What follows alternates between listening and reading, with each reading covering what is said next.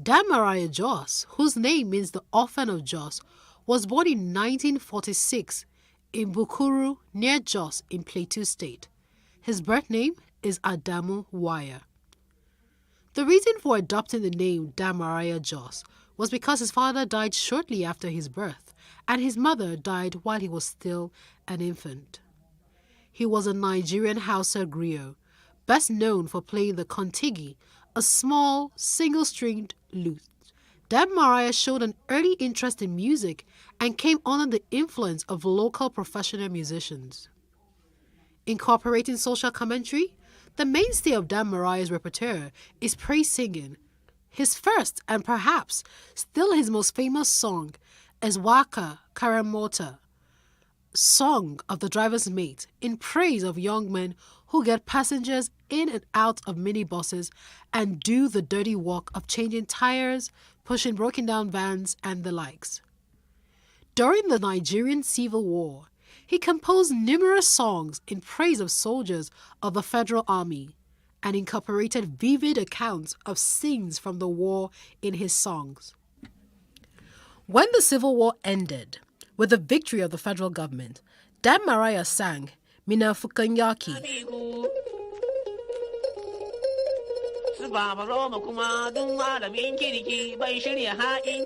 which means the hypocrites of war, mocking governments and international figures that sided with Biafra. He died on the 20th of June 2015. Sunny Okosun was born in Enugu on the 1st of January 1947. He hailed from Edo State. He played a fusion of reggae, high life, Afro-funk, traditional melodies and rhythms which he branded Ozidi, or message. Ozidi was traditionally a renowned Ijo river god. Okosun, also called Okosuns, had a career that spanned over 4 decades. From 1977, he became known for protest songs about Pan-Africanism, freedom, and a few other social political issues affecting Africans.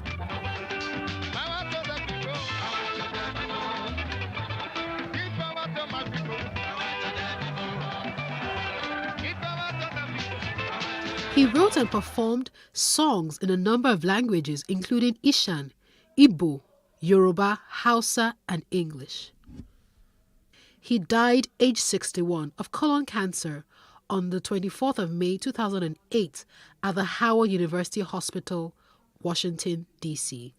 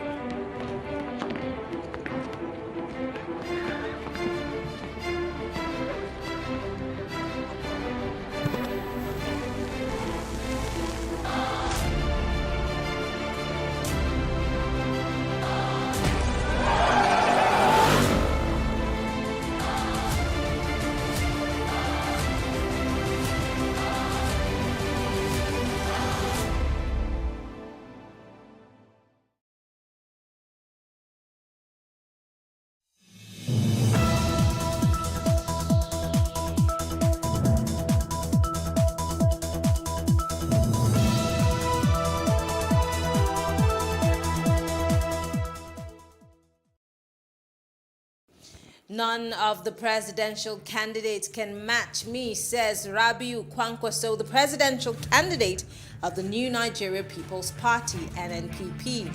And Southern hypocrisy will help Atiku Abubakar to succeed Buhari, political pundits have stated. Well, this is Plus Politics. I'm Mary Anacom.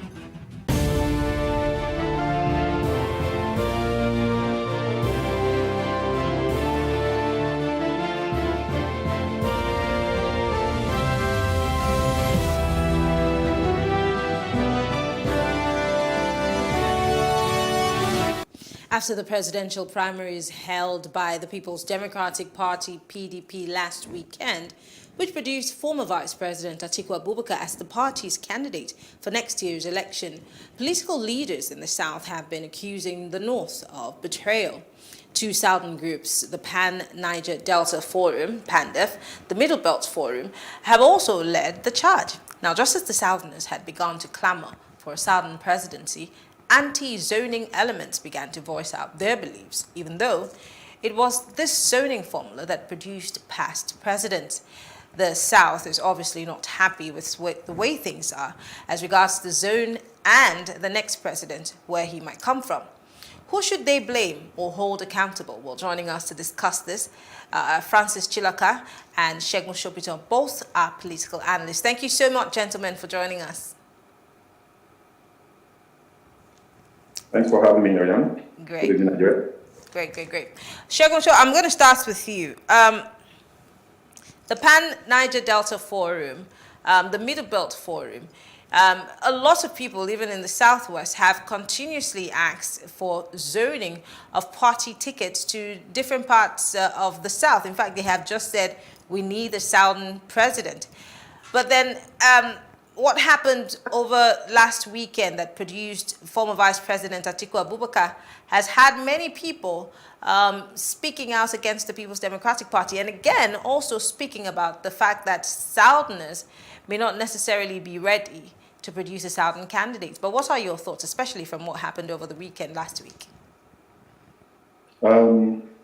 Thank you once again. So, I don't think anybody that has been watching political events over the last decade or thereabouts would have been surprised by what happened on the weekend.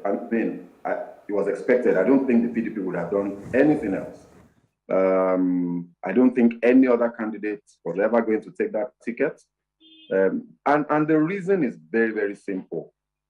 In spite of, the sentiments about rotation, between the North and the South and what have you, we must remember that at the end of the day, the people that are involved in all of these calculations, and strategizing and all of that are politicians. And to them, the overriding interest is their own interest first. So, the emergence of Alhaji Atiku Abubakar was more about which of the candidates those politicians felt stood the greatest chance of defeating an incumbent government, regardless of whichever candidate that incumbent government or incumbent party eventually presents. So in the eyes of the delegates and what have you, they felt that regardless of the zoning arrangement, Atiku stood the biggest chance. That's not to say, that's without prejudice to the very show of shame that we saw with how money became a major factor. But observers will tell you that the money alone wasn't going to be enough. If money alone was going to do it, then Wike would have won. Governor Wike would have won because, the news is, the information is out there with regards to the dollars that were flying around and what have you. So, but money in itself was not enough. This was about interests, and I think that the interest of the People's Democratic Party, the guys that were making the decision, felt was best served by the emergence of Alhaji Atiku Abubakar, and that's what we saw play out. But do you think that the reason why the PDP necessarily went for an Atiku, or the delegates, let's use the delegates now, not necessarily the PDP, allowed for the former vice president to emerge yet again? Did you think they were looking at mostly the likelihood of others not being able to withstand what the ruling party, or whoever the ruling party would be fielding, come this weekend? Could it have been about that? Could it be that they were afraid that maybe all of these other candidates did not have the kind of reach that the former vice president does have? And again, looking at the former vice president and all of the other presidential aspirants on the other different platforms of political parties, including the NNPP, and of course the ADC that also has at least 12 presidential candidates, in the running, does Atiku really stand a chance, or do we see something, somewhat of a stalemate coming, down the line? Yeah. So Alhaji Atiku Abubakar, remember, is a seasoned campaigner, is a seasoned warrior. And when you look at the field, if you look at the playing field right now, outside of the ruling party, there really isn't anybody that has his stature. And that's just the truth. You know, he has run for the presidency numerous times, and he hasn't done particularly badly in spite of what you might want to call the baggage that appeared to have surrounded him, his person and his personality in those previous elections. He hasn't done too badly. So is it Governor Wike that you're going to present as the opposition candidate, or who? I mean, which one? Is it Bukola Saraki, you know, and all of those other people? Even a Kwankwanso, with the influence that he wields, that influence is limited, significantly limited to a specific region in the north. Once you step out of that region, he doesn't stand a chance,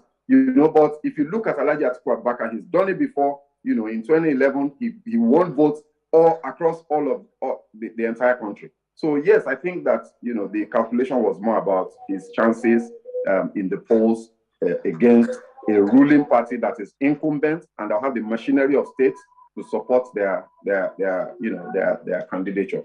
If what you just said, the last statement you made, is anything to go by, you're talking about the fact that the former vice president has run. In other words, he's been given an opportunity by the party. He was canvassed for by the party. In other words, they tried to make sure that he had likability across the board. And that's why he was able to, again, pick up that ticket. But then if we're looking at the Kwankwaso, or let's say Governor Wike, if they were to give those people an opportunity, don't you think they would also somewhat win that likability, being that, like you said, the PDP does have a structure across the country? Well, yes, you could push that argument or that perspective maybe with the Kwankwaso, because he does have some, you know, he's been around for a while. He has, you know, allies across the country, you know, in Lagos, in Southwest, maybe even to a very much lesser extent, maybe in the Southeast, and to a much lesser extent again, maybe in the South, you know. So you could argue that, yes, if a Kwankwaso gets the full support of the PDP, maybe he might also have not done too badly. But you cannot rule out the influence of the personality itself. Remember that the Nigeria political space at the moment is all about personality cults. You know, we're not the institutions themselves really don't carry that much weight. You know, and that's the reason, for example, why the APC, against all odds, went for a Buhari candidacy in 2015. It's all about the personality. So the Atiku personality, you know, the fact that he's been a vice president for 2 terms, he's run for the presidency thereafter several times. I think this is the 3rd time, if I'm not mistaken.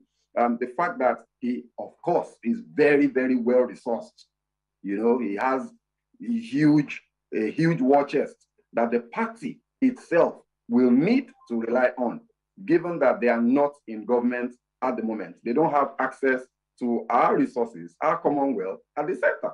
You know, so yes, you might argue that maybe a Kwankwaso might have done fairly well, but he couldn't have done as well as Atiku did. And as far as I'm concerned, forget about the Wike candidacy. I think that was dead on arrival, because, you know, by virtue of the nature of the politics that the gentleman practices, you know, he's not a very, very popular and likable person. Remember, look, if you look at Atiku, the guy is a very wily politician. He knows the right sound bites to issue in the right places. This guy has invested his life in building acceptance across board. So he's married a Yoruba woman, he's married an Igbo woman, you know, and all of that. These were all strategic steps that he's taken over the years to sell himself to an entire country. You know, you can't equate such a personality maybe with a Wike or even a Kwankwaso. So I think his sellability was a major factor in his emergence, you know, at that convention. more than anything else. Now let's move from the PDP to the ruling party, the APC. We see, a lot is happening. A lot has even happened within the week leading up to the ruling party's primaries, which is coming up soon. We've seen a shift in date over and over again. Many pundits have said that the APC probably has too many candidates and they do not know which to pick. Some pundits would say that the APC was waiting to see who would emerge within the PDP before they were able to make a choice. But then we also have seen, let's come back to the South because we're talking about the South here. We've seen the Southern candidates in the APC. They seem to outnumber candidates from every other place. We're seeing more of them. But then would we see the same hypocrisy play out when it comes to the APC as to a Southern candidate emerging or holding that flag, come the primaries day for, the APC? Because many are saying that the South just is clamoring, but then when it comes down to it, we're not as supportive of one another as we should be. I would like for you to see if you agree or disagree with this. I mean, look, before you even that argument to the ruling party, you have to start that argument with the opposition party, the main opposition party, the PDP. The hypocrisy of our politicians is legendary in proportions. It rankles to the high heavens. So in one breath, over the last 2.5, maybe 3 years, as the elections drew closer, most of the Southern politicians, governors, the Governors Forum, the legislators, and the rest of them have been insistent that, power must come back to the South, right? Then the primaries come up, and there's quite a number of Southern candidates or candidates that you can sell in the South, but they didn't get the votes of the delegates from their own region, because that's the only way that Alhaji Atiku Abubakar would have defeated Governor Wike with the margin that he did. It means that a huge chunk of the people from the South voted for Atiku. And therein lies the hypocrisy. So on the one hand, yes, we're saying we want a Southern candidate, but when you now hold up that supposed desire against their personal interest, political and financial, we all know which one supersedes and which one eventually took the day. So therein lies the hypocrisy there. Now, if you move that debate to the ruling party, it's even more, I think it's more complex because, like you've rightly said, the majority of the candidates that have emerged or that have indicated interest in the ruling party are from the South, right? So talking about the hypocrisy, one would have expected that, knowing fully well that at this moment, the opposition party has gone for an arrangement of pragmatism, and have gone for a candidate that can give the ruling party a good run for their money. One would have expected that the Southern elements within the ruling party would align very quickly around one of them, and maybe the one that will stand the best electoral chance at the polls. But, maybe it's early in the day to talk too much about this because their primaries are around the corner. But if all the intrigues and all the stories that we've been hearing is anything to go by, it's probably going to be a very bloody battle. And there's going to be a lot of bloody noses at the end of the primaries. I suspect that there's going to be a joker, So the recent statement by the president to the Governors Forum is probably an indicator that they're planning a joker of some sort. And it will take people that are highly connected to the corridors of power to know what that joker is likely to be. But it takes me to something that I have been, tinkering on. Why the president should be the one to determine. I mean, we have governors, we have delegates. These are people that should have a right to decide whether it should be a consensus. And of course, correct me if I'm wrong, for a consensus to be sacrosanct, it has to be agreed by all parties that are involved. Even though the APC would say that consensus way would be the best way. But then we also see that we have, big figures. We have people who are strong men, in quotes, within the party. And the interests, differ. I mean, let's start with the likes of the former governor of Lagos State, and then we have the vice president. We also have former governors. We have Erocha Sokorocha. We have so many of these people, including the Senate President, Lawan. And so these are very strong personalities. And you talked about, a joker. If what people have been saying, the pundits have been, talking about the fact that if the PDP goes with a northern candidate, then the ruling party might also want to go with a northern candidate in order to be able to, match them. But do you necessarily think that we as a country are at a place where we are looking at where you come from, or we're looking at who's able to steer the ship in the right direction? The political situation in Nigeria at the moment, and the considerations even of the suffering masses, are sadly very mundane, for want of a better expression. So really, like you said, we should be looking at who's the best candidate for the job at this time. But that unfortunately appears to be a distant third or fourth consideration as far as these politicians are concerned, and as far as quite a large chunk of, even the voting public is concerned. People are more concerned about where somebody is from, where he should go, and all of those things, So it remains to be seen how this is going to play out. Between the candidacy of the former governor of Lagos and the current vice president, the current Senate president, and maybe a potential dark horse in the clergyman who has declared that God has shown him that he's number 16, President 16. We'll see how that plays out. I think probably those are the biggest contenders. Now, I doubt very strongly that the APC would make the political strategy error of presenting the Senate president just because it's from the north. And I say that because, again, just like I said with regards to Atiku Abubakar, Alhaji Atiku Abubakar, Nigeria is still a country, our politics is driven by personality cults, strong men rather than strong institutions. This is a huge factor. Who is Ahmed Lawan in the political equation of Nigeria? He is a Senate president that is not particularly charismatic. But he served in the National Assembly for at least 35 years. So that question of who is he?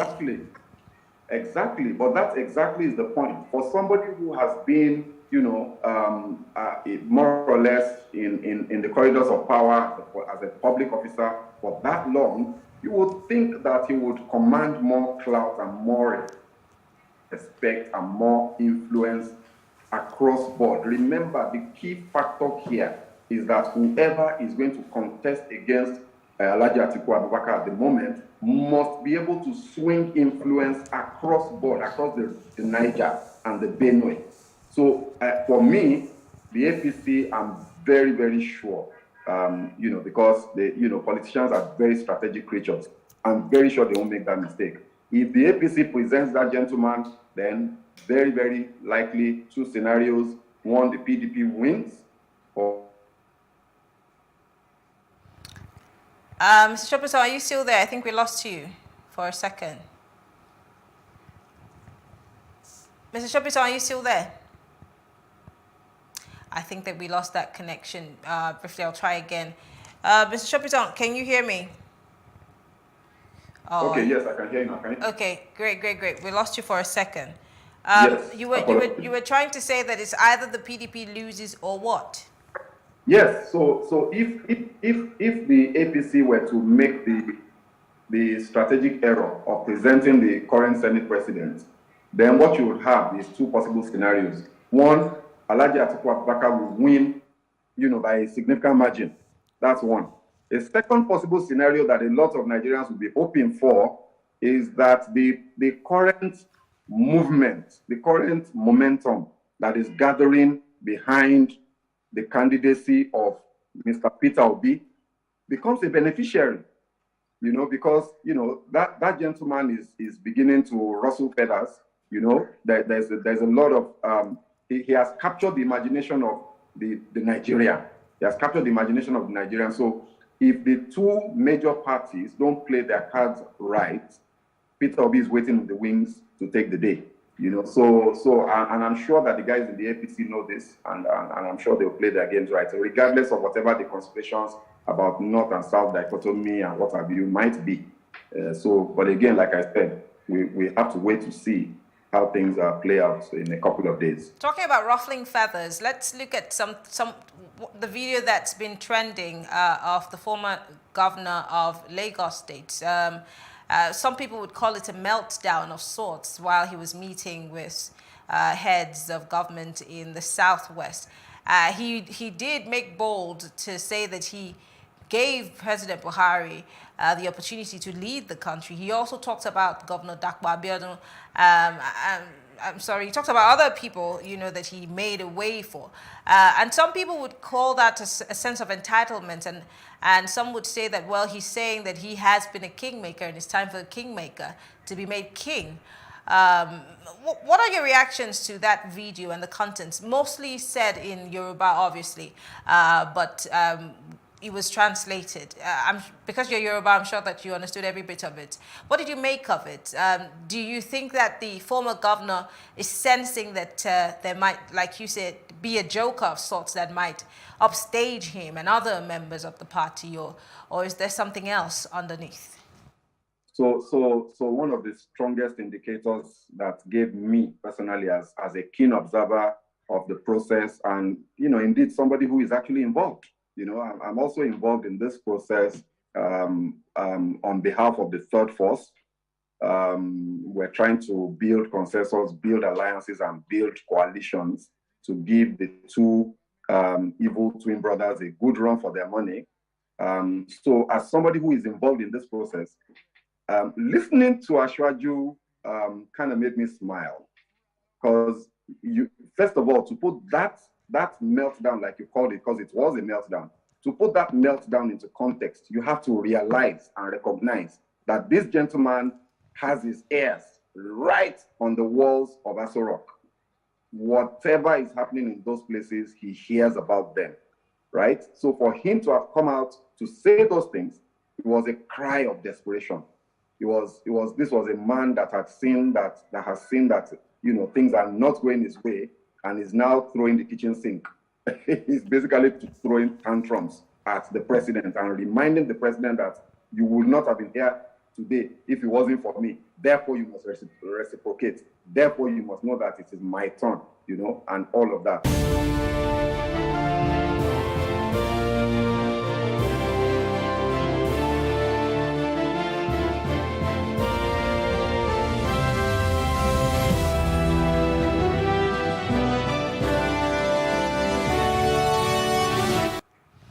Thank you for staying with us. Apologies for that break. We have been speaking about the zoning formula for different political parties. And of course, we have been speaking with Segun Sopitan, who's a political analyst, and he's of Act Network. Segun, because we are almost out of time, quickly, wrapping up now. I spoke earlier today with the presidential aspirants for the NNPP, Senator Rabiu Musa Kwankwaso, on the mental readiness of the average Nigerian to embrace new political parties, other political parties other than the APC and the PDP.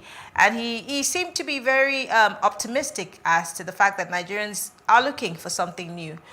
For someone who works with, social, you work with the... you work with NGOs, you work with people, civil society, you are into voter education. Do you think that Nigerians have come of age to embrace other political parties and move away from the norm? In closing. Yeah, Nigerians are very, very ready. From all of the feedback that we get from all the engagements that are ongoing, Nigerians are not just ready, like they're desperate. But you have to define what we mean by Nigerians when we say this, because Nigeria is a classic case of the tale of two cities. We have two Nigerias. We have the Nigeria of the downtrodden, very poor masses, in quotes, who really will do the bidding of their masters. And then you have the latent, dormant voters who have never really participated in the process because they are disenchanted, either because they believe their votes will not count or because they believe that whoever is going to emerge will not serve their interests, right? If we look at that second Nigeria, they're all desperate to see that third party, that third alternative, that third option emerge. So what needs to happen, what the likes of Malam Kwankwaso must recognize is that the only way that this will work, the only way that any of those parties, whether it's NNPP, whether it's Labour Party, whether it's ADC, any one of them, the only way they're going to stand any chance, the slightest of chances, and it will be a slight chance because we're talking about two behemoths that have been around since this Fourth Republic started. The only way they will stand a chance is if they align and they work together and they forget their personal interests. We cannot have two presidents. Kwankwaso cannot be president and Peter Obi will be president. Somebody must be president, somebody must be vice, and then others must be either ministers or members of the National Assembly. So if these parties can come together, then maybe, just maybe, there might be a chance. Well, Segun Sopitan is a political analyst and he's of ACT Network. Thank you so much for being part of the conversation. Always a pleasure, Maria. Thanks for having me. Thank you so much for being part of the conversation. Well, we'll take a quick break. When we come back, we'll discuss former Governor Rabiu Kwankwaso and, of course, the NNPP as he gets set to take over the party's flag come the National Convention. Stay with us.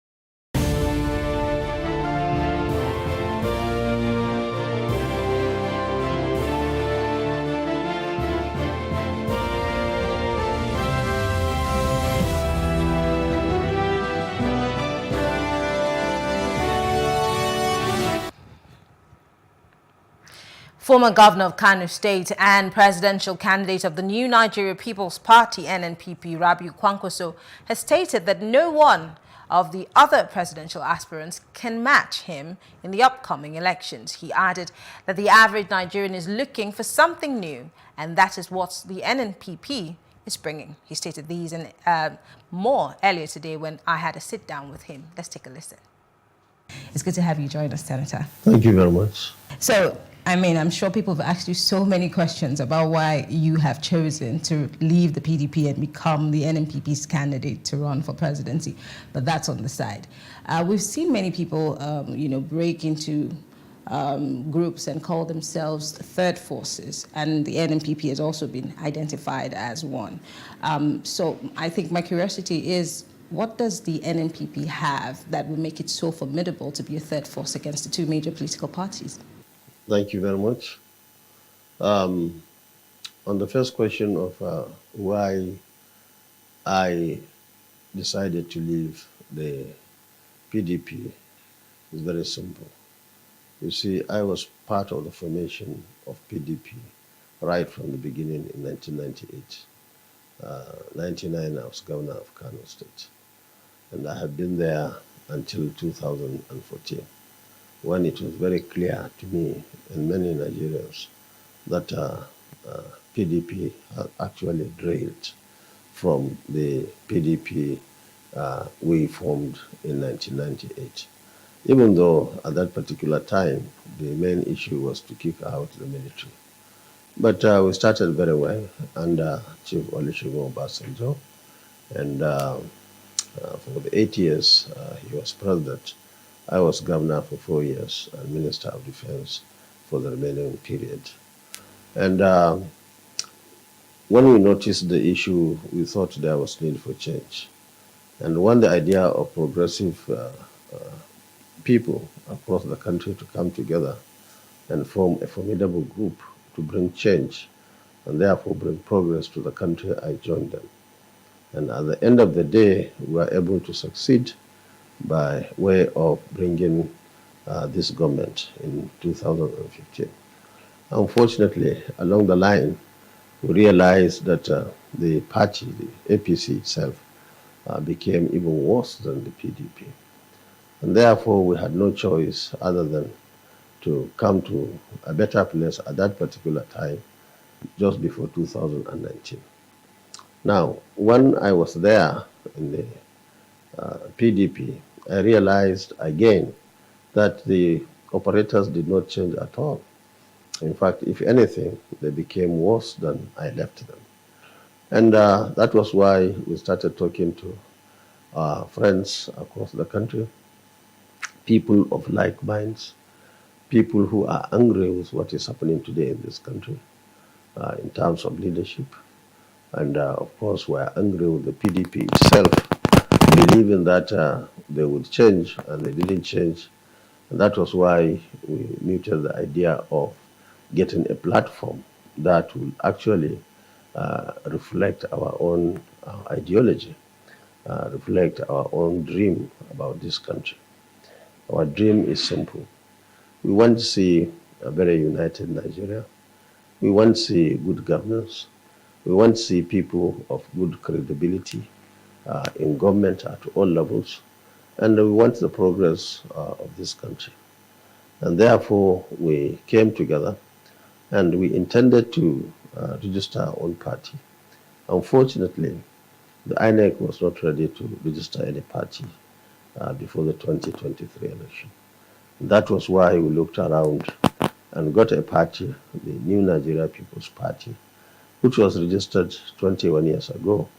And from the name and what we saw in terms of the constitution and all other things of the party, we believe that that was the sort of party that we would have even registered ourselves. So we came together and formed a group, the National Movement, which was launched sometimes this year in Abuja. And then from there, when we go to the party, we moved into it. And I'm so happy that today the NNPP had its congresses in all the wards of this country, in the local governments, in the states, the zone, and of course we had our convention on 30th March of this year. Now we are in the process of selling forms for those who want to contest elections, State Assembly, House of Reps, Senate, governorship, and even presidential. And we have gone very far. In most states, that was being completed. And in other states, very few other states, we are working on the issue of the congresses that will complete the entire process of selling the forms and choosing or selecting or electing our own candidates for the party. So we are so happy that today we have people of like minds who are together. And I have no doubt in my mind that there are millions and millions of Nigerians today who think in our own direction, meaning that the two parties have failed us, and therefore we have to get a better platform. that will reflect this situation that we find ourselves, especially as it relates to the issue of security, economy, and of course the education, infrastructure, and so on and so forth. So we are so happy that we are together with the young men and women across the country and all people of goodwill. How sure are you that Nigerians have come of age to be able to embrace any other party outside of the PDP and the APC? I ask this because the NNPP, before you came, I'm glad that, you have the Kwankwasia movement, which has been, formidable for a long time. But how easy is it going to be for you to change the mindset of the average Nigerian voter to embrace the NNPP, for you to be that third force indeed? Of course, Nigerians are in need of something new, but how do you get them to embrace it? Well, I'm happy to say that Nigerians have already done that. Within a very short period of time, in fact, within 3 months, we were able to register millions and millions of Nigerians across the country. In just 3 months, we were able to do our congresses and convention. In just 3 months, we are able to fill almost all the vacancies, all the positions that are supposed to be contested in 2023 election. And you can see anywhere we go, we have people calling, we have people talking, we have people supporting our party. And don't forget, we have now about 9 months from now to election.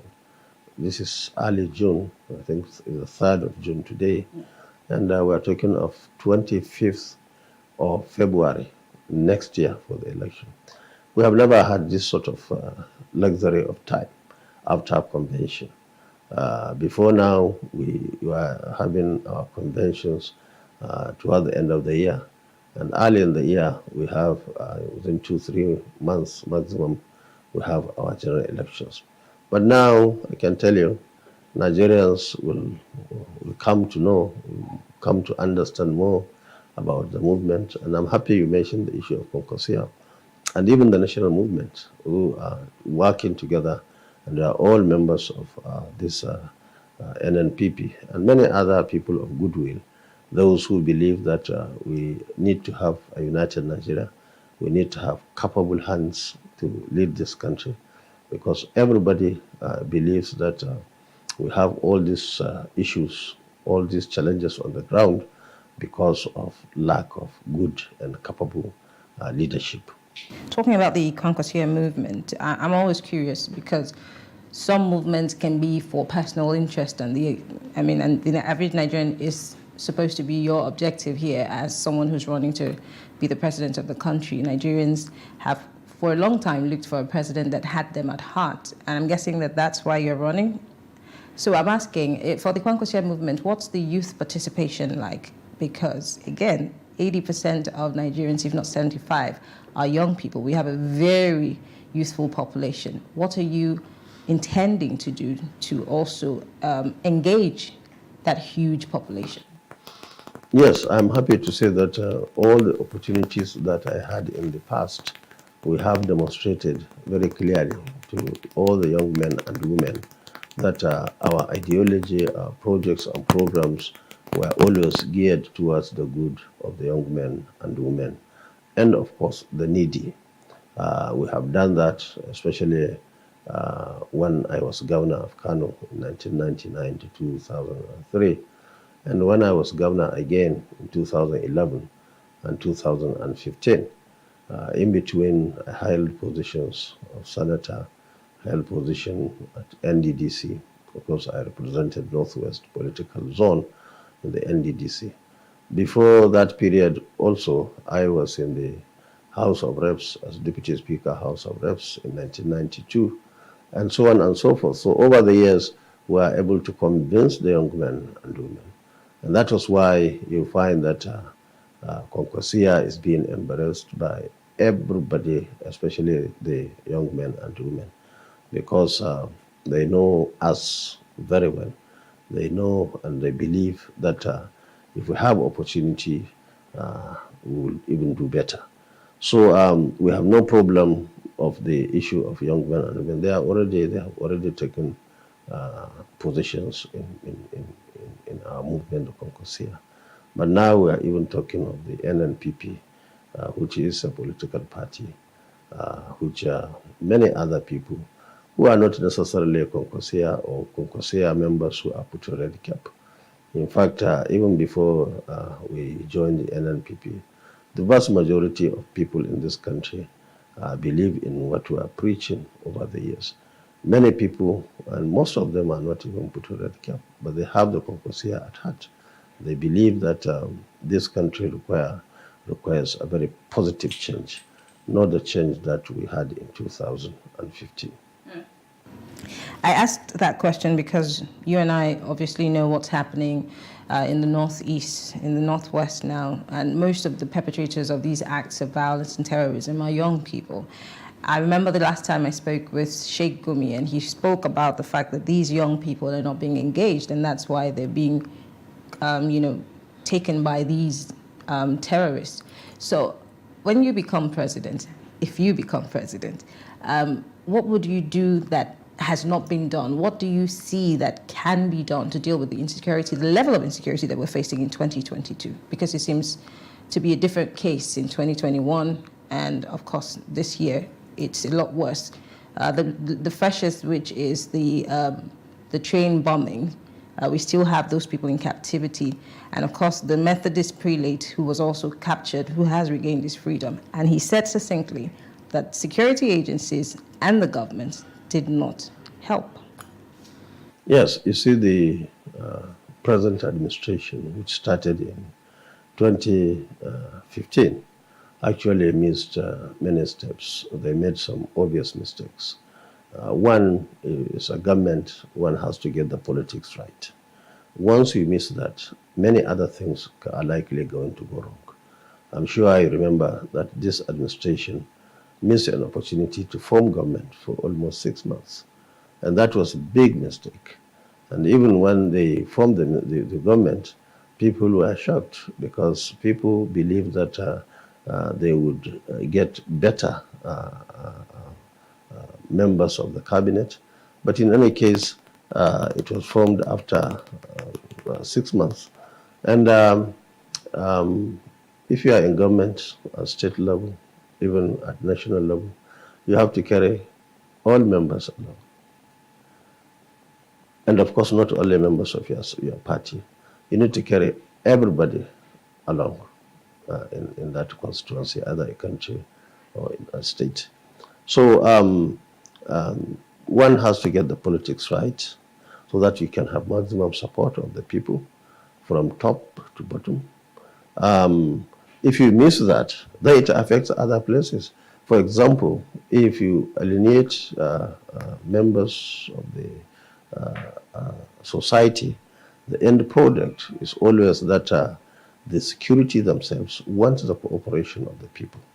And if the people are not taken on board, they will find it very difficult, really, to give the required information, which is terrible in that case. In terms so you're saying that people don't trust the government and security agencies? Well, that's what is happening now, to the extent that everybody, in fact, most people in those affected places know the bandits. They know where they are today.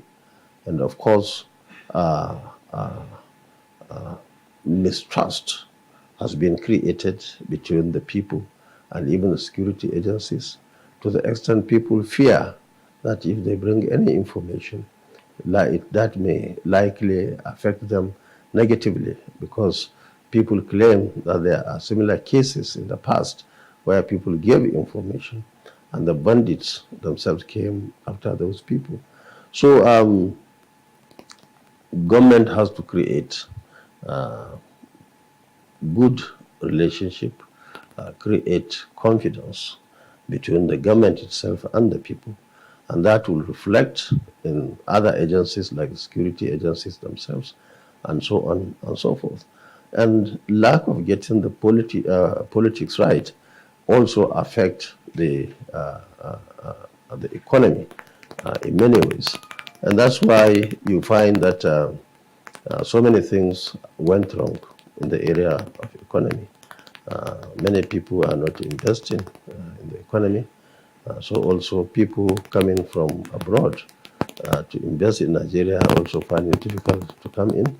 And the government is not coming with a conducive environment for even the businesses themselves, to the extent that if you go out, you hardly see good economic activities, especially in the area of construction industry.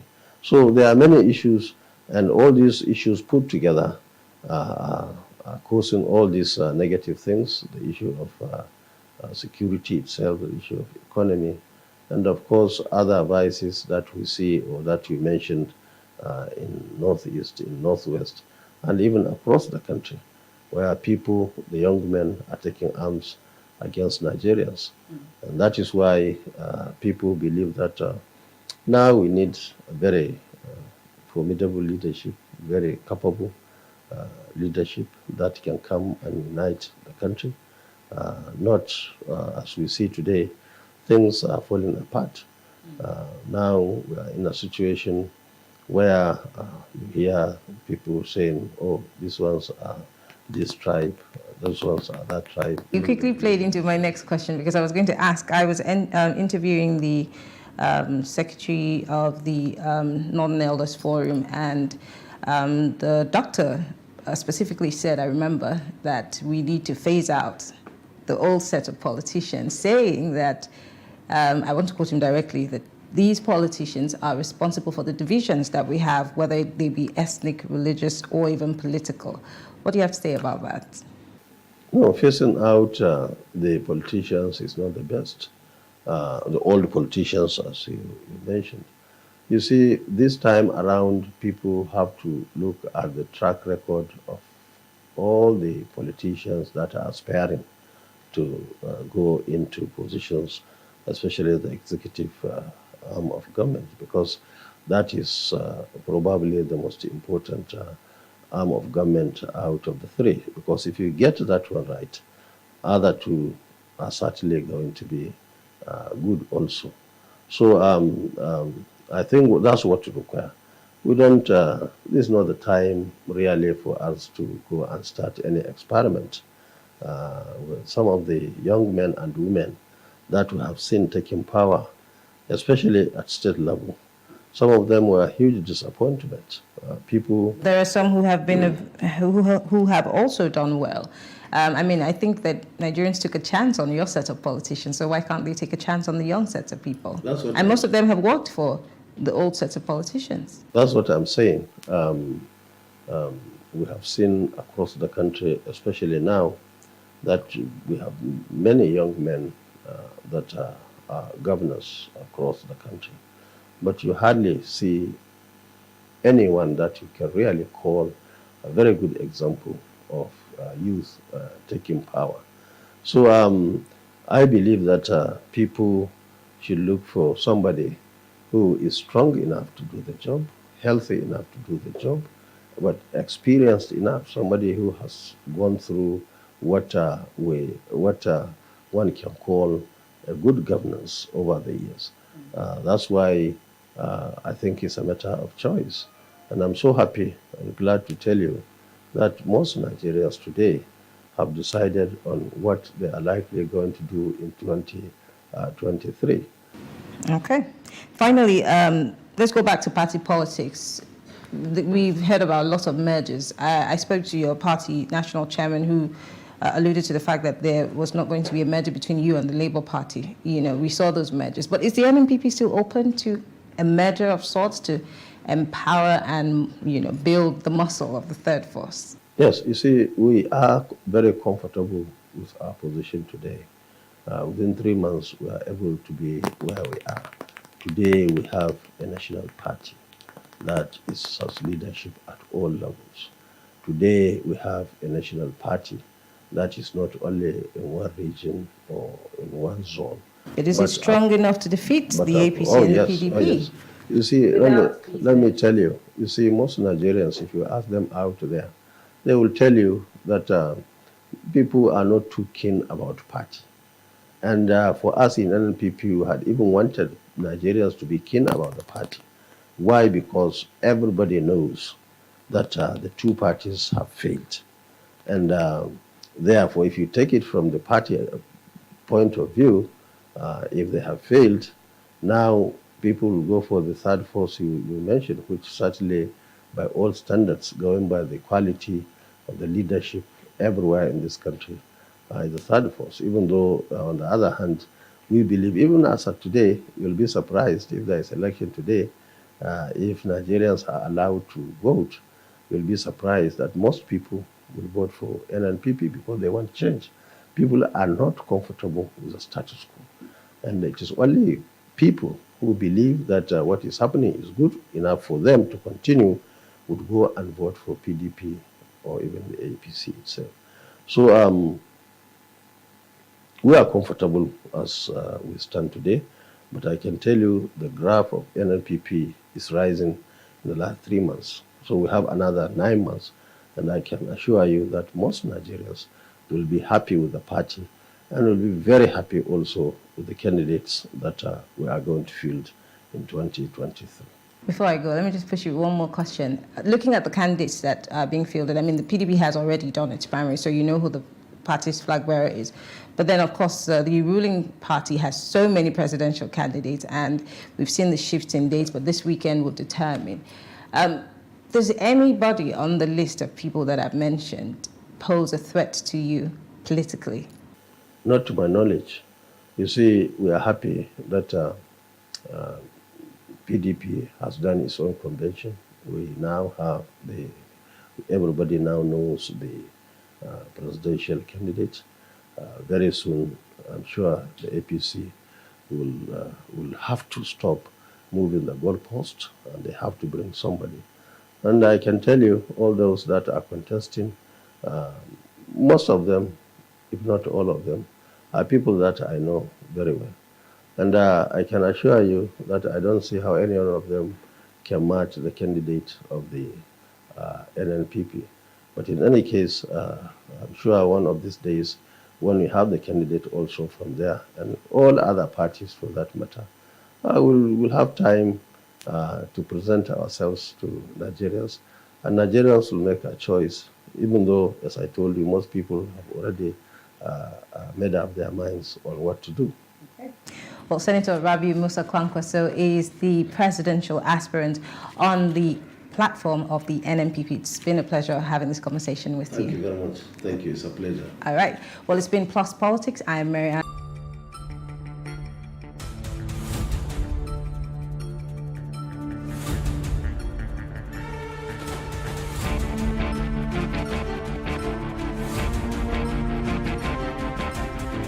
Nothing will happen to Okorocha. It's all about the administration of impunity. Okorocha will play the script by the time he comes out of EFCC confinement. He'll probably withdraw his candidacy like a good boy. And he would, of course, like every other one, once he recants, we've heard it from Adam Oshiomhole. Join us and you are immune. He's one of the foundation members of APC, so how can anyone expect that anything will happen to him? All that you are saying is that in the moment, he is required to act in a manner that is inconsistent with his own choices. And when he finally understands that he has to play according to the script, they will pat him on the back. He will go back to the chambers of the Senate. That was the Senator of the Federal Republic. It's unfortunate that the same Southern elders who are clamoring for power to be brought back to the South failed to have a mechanism of calling those people that were elected as governors from the Southern states to come and stand by and do that which we have told the people of the South that they will do. So are you insinuating that the Southern governors, are you saying that Southern governors didn't? It crossed the length and breadth of this issue. And it was clear there was an accepted candidate. Not for the stepping down of Tamwa in that election, when the process had begun. Anyone who became was cruising to victory. Even Atiku himself confirmed it. Even his supporters and followers have to go, especially to have thanked Tamwa, who came up to go votes and told the people to turn their votes to Atiku Abubakar. So that's what changed the narrative. Let me accept the position of the National Working Committee of the party and the president. They're very clear that former President Goodluck Jonathan is named by and carrying name of progressive movements. But the Bayelsa State He has not submitted. APC had said that he has been a Never member of did the the Bayelsa party. APC say so. It was It was reported. a creation of social media. They never said so. Interesting. That's one. Two, he did not purchase the APC presidential nomination form, did not submit same, has not presented himself for screening. And so there is no way that those foundational things are not in place. You expect him to emerge as candidate of the APC. That would be the greatest, I don't want to call it, of the century. I don't want to call it 419 or that would be the seventh or ninth wonder of the world, or in the world of politics. But how do you plan to defeat these parties who tell you they have more structures, they've been in power for so long, and they know the politics of Lagos? How do you intend to break through? And why did you, again, choose the ADC? Okay, simple. Give people what they want, and they'll do what they need to. Which is, what do you think that Lagosians want? People say, look, I don't have, who am I going to vote for? That's a very, very simple question that we've not been able to answer, that we have refused to answer, up to now, because the voter isn't dumb, all right? The voter has already shown that they do not like what is on offer. You don't go to a restaurant and they shop something, they only tell you that there's 2 items on the menu. You walk out of it, right? So, but if you go into the restaurant and then they wise up and they realize that they need to give you a very nice entree, then you choose what fits you. Lagosians have not had the opportunity to really look at what they want. So I'm presenting myself as that nice, caring guy next door who really wants to see Lagosians get what they truly deserve and what they want.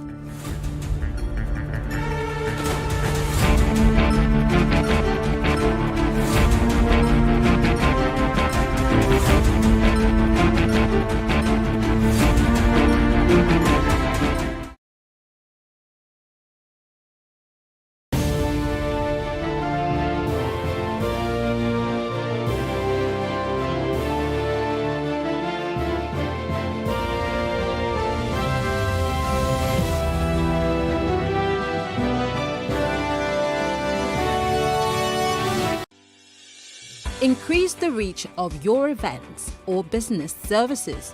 To advertise on Plus TV Africa, please call 0906 000 5719 or 0909 040 8408, or send an email to marketing@plustvafrica.com. Plus TV Africa. Big stories live here.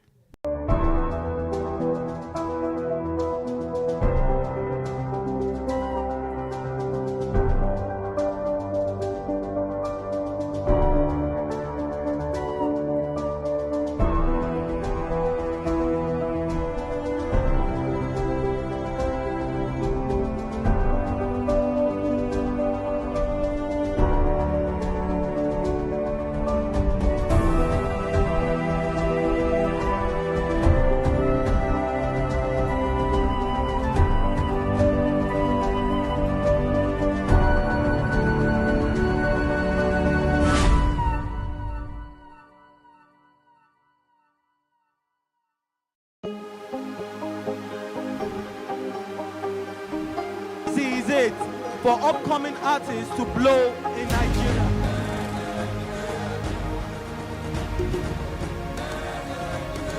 Welcome to Plus Trending. I am Bookie November, your host, saying thank you for joining us on today's episode. Welcome back. It's tea time on Plus TV Africa. Practice makes perfect. I'm not perfect yet, but I'm a lot better than I used to be. He's a king. He's entitled to marry 100 if he wants to.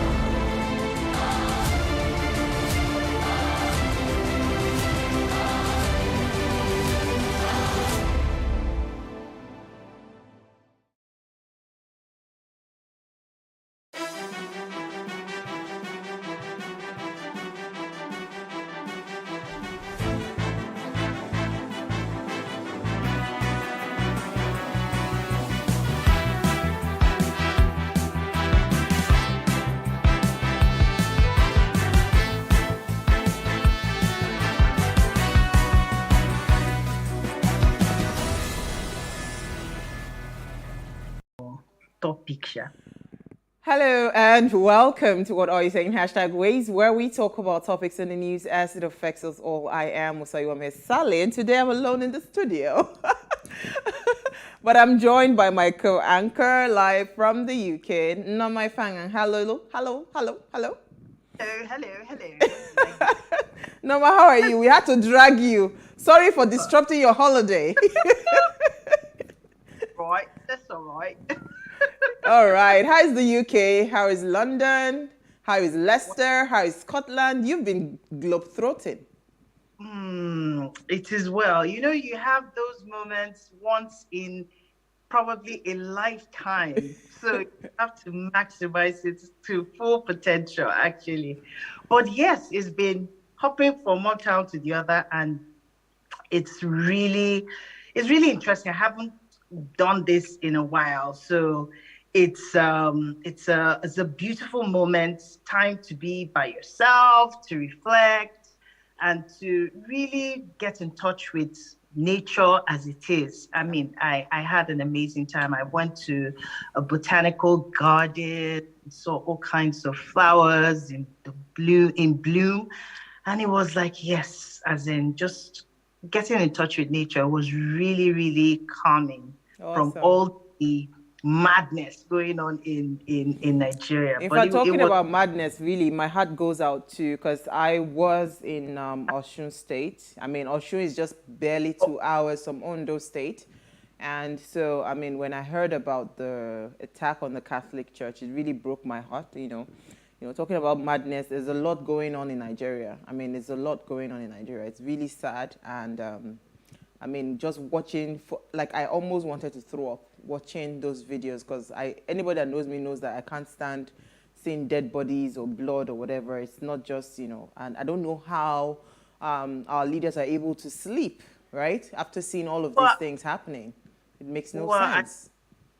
I cried because it's just so painful. I mean, how worse can it be before our leaders and those who claim to have the interests of citizens at heart? How worse do situations have to get to for us to make a change? It's really sad. Well, in rock bottom at this point. Really sad. Interestingly, my mom's birthday was yesterday. It was a mixed feeling. We're supposed to be in a happy place. My dad's birthday was on Friday. So shout out to them, happy birthday, because she's been waiting for this shout out. If I don't do it, I'll be in trouble. Happy birthday, Daddy, happy birthday, Mommy. Happy birthday. 3rd and 5th of June, how did they meet? I don't understand. That's that story that you will sit down and really have something to be munching while you're listening to. Absolutely. All right, so today we're discussing politics. Everybody that knows Nigeria, we are still waiting for one candidate from the APC, right? So we're discussing their primaries, what's happening with it, because there's so much buzz online about consensus. There were rumors around a consensus candidate that had been picked, and the president has come out, or the presidency has come out to debunk that.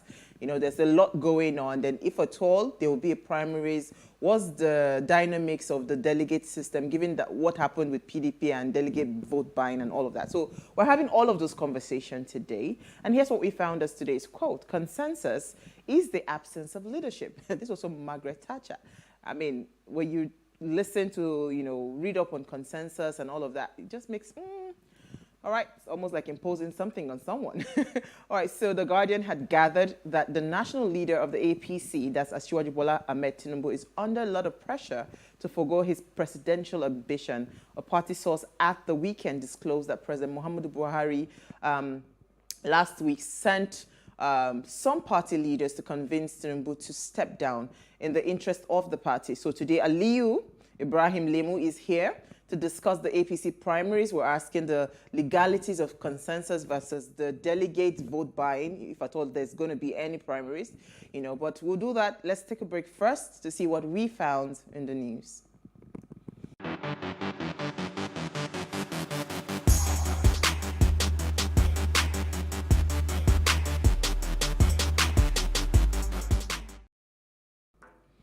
All right, National Gardening Day, Exercise Day is observed every year on June 6th and encourages us to maximize the benefits we reap from gardening by adding some stretches and a few extra steps or squats. Now, gardening on its own is therapeutic, builds muscles and builds calories. Some of the gardening activities that are excellent for working your muscles and for burning calories include weeding, digging, spading, planting, pruning, mowing, raking, and walking. Now, many of us do not realize the amount of healthy exercise that we can get while working outside in the garden. It involves a lot of working back and forth as well as bending up and down along with other things. Now, being out in the fresh air and sunshine are also an added benefit. Incorporating stretching into a gardening routine may help to prevent injuries, much like it does for any athletic endeavor. Now, adding those squats will contribute to building and or maintaining muscle, and extra steps may make gardening more aerobic if it increases the heart rate. Now, gardening and exercise are excellent stress relievers. So if you don't have a garden yet, I think now would be a good time to start to consider one. So happy Gardening Exercise Day. Namafa, how is your garden doing? She saw all the blue plants. Norma, are you there? Or did we lose her? No, I'm right here. Can you hear me? I said all your blue plants that you saw in the UK. I'm saying that you should bring back some home so you can start gardening. What do you think? I'm only going to be able to bring back the pictures, but I mean the pictures do not capture the essence of what I experienced at the Botanical Gardens. It was so breathtaking. Rich. I can imagine. Colors, all sorts of, the history from all kinds of countries, different countries. I mean, it was really, really surreal. Unfortunately, I'm not the gardening type, but I even had an opportunity to have to be with my friend's sister, who's a gardener. She's been gardening or taking care of her garden for 6 years, and her flowers were in bloom. I was like, oh my goodness, maybe it's time I started thinking about, who knows, I might just be very well at it, right? Yeah. All right, so we have a few stories on what's in the news today. So do you want to go first? You found a story for us, yes? I did find a story. It has to do with, politics, right? So this time around, it's from the Nigerian singer, Peter Okoye, the Punch newspaper. So he, of course, is popularly known as Mr. P. So today he revealed that he had instructed his management and security not to let anyone into his house or office without their permanent voter's card. So he says on Twitter that I have just instructed my security and my management that no one is allowed to visit my house or office without showing their PVC. This also includes my management team and entourage. No PVC, no visits, and no travels. We must get it right this time and vote out bad leaders. So I think this is a good one because, for a whole Mr. P to come right out and say no visits, this and that. And he has quite a lot of followers, right, on Instagram and Twitter. So I guess that would be quite influential in the sense of getting young people, both young and old, to actually have their PVCs done.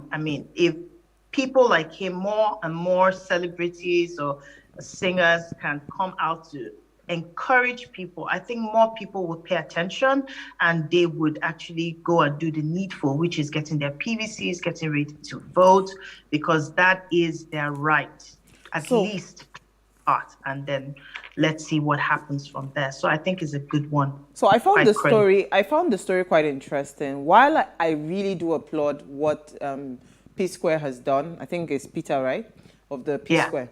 While I applaud what he's done, for me, when we start to talk about PVCs and elections, it's already too late, right? So I just want to appeal to every person that has some level of influence, right, to this extent, that let's take it a notch higher. Let's start to say that you must show me your party, your party ID. Let me see that you belong to a political party.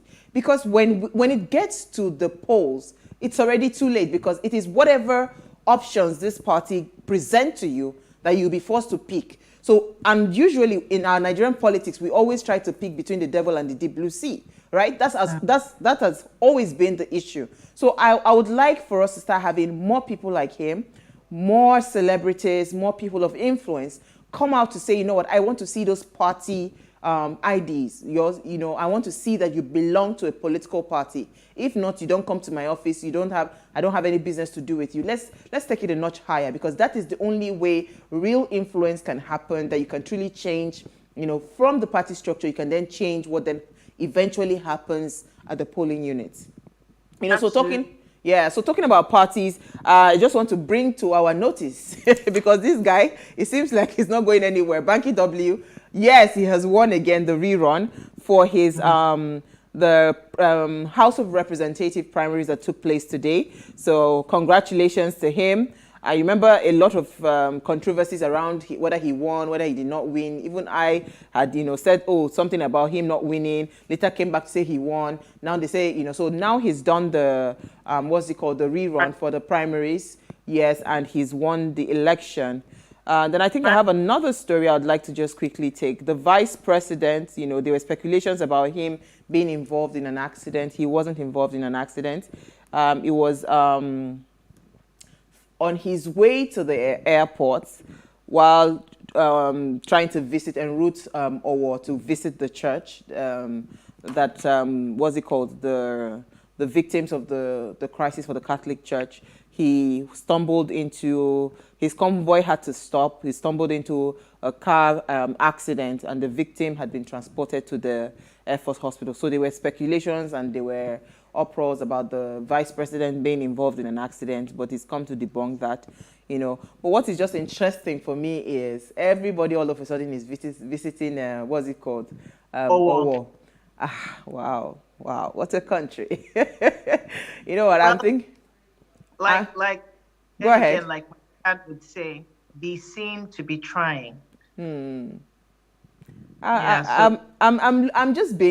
trying to be very positive here, but it's really sad that, you know, every time you're wondering if it's based on self-interest or just that it's about what you want to get out of the Absolutely, because it's the season of politics, so politicians will do anything and everything, you know, just to whip up a lot of, you know, sentiments and get some people bought over to their own side, to their own corner. But you see, at the detriment of people's lives, you know, well, it's hard to swallow. But we're going to take a break now, because today I just want to ask questions and listen to our guest. Stay with us. We'll be right back.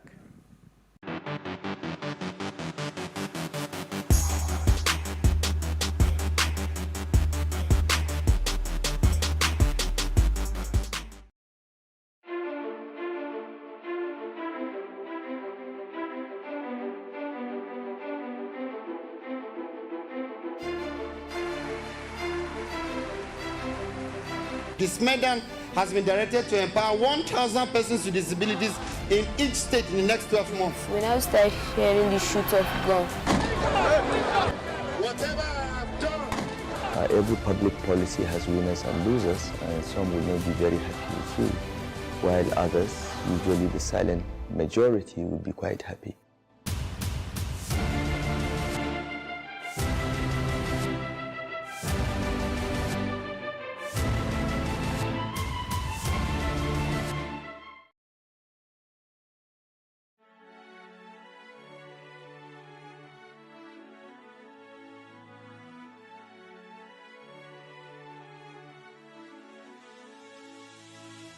It is engagement we need to have. Those who suffer miscarriages are never taken into account. Members of the National Assembly are also influence peddlers. You are sitting on Nigerians' money. From the barbing, I pay my rent. On the barbing, I send my children to school. A consultative engagement. No any tangible notification before they ban us. It's one thing for people to be at your back and the heat of the moment, and another thing for them to still be with you when push comes to shove. I will do everything to take Lagos out of the national grid.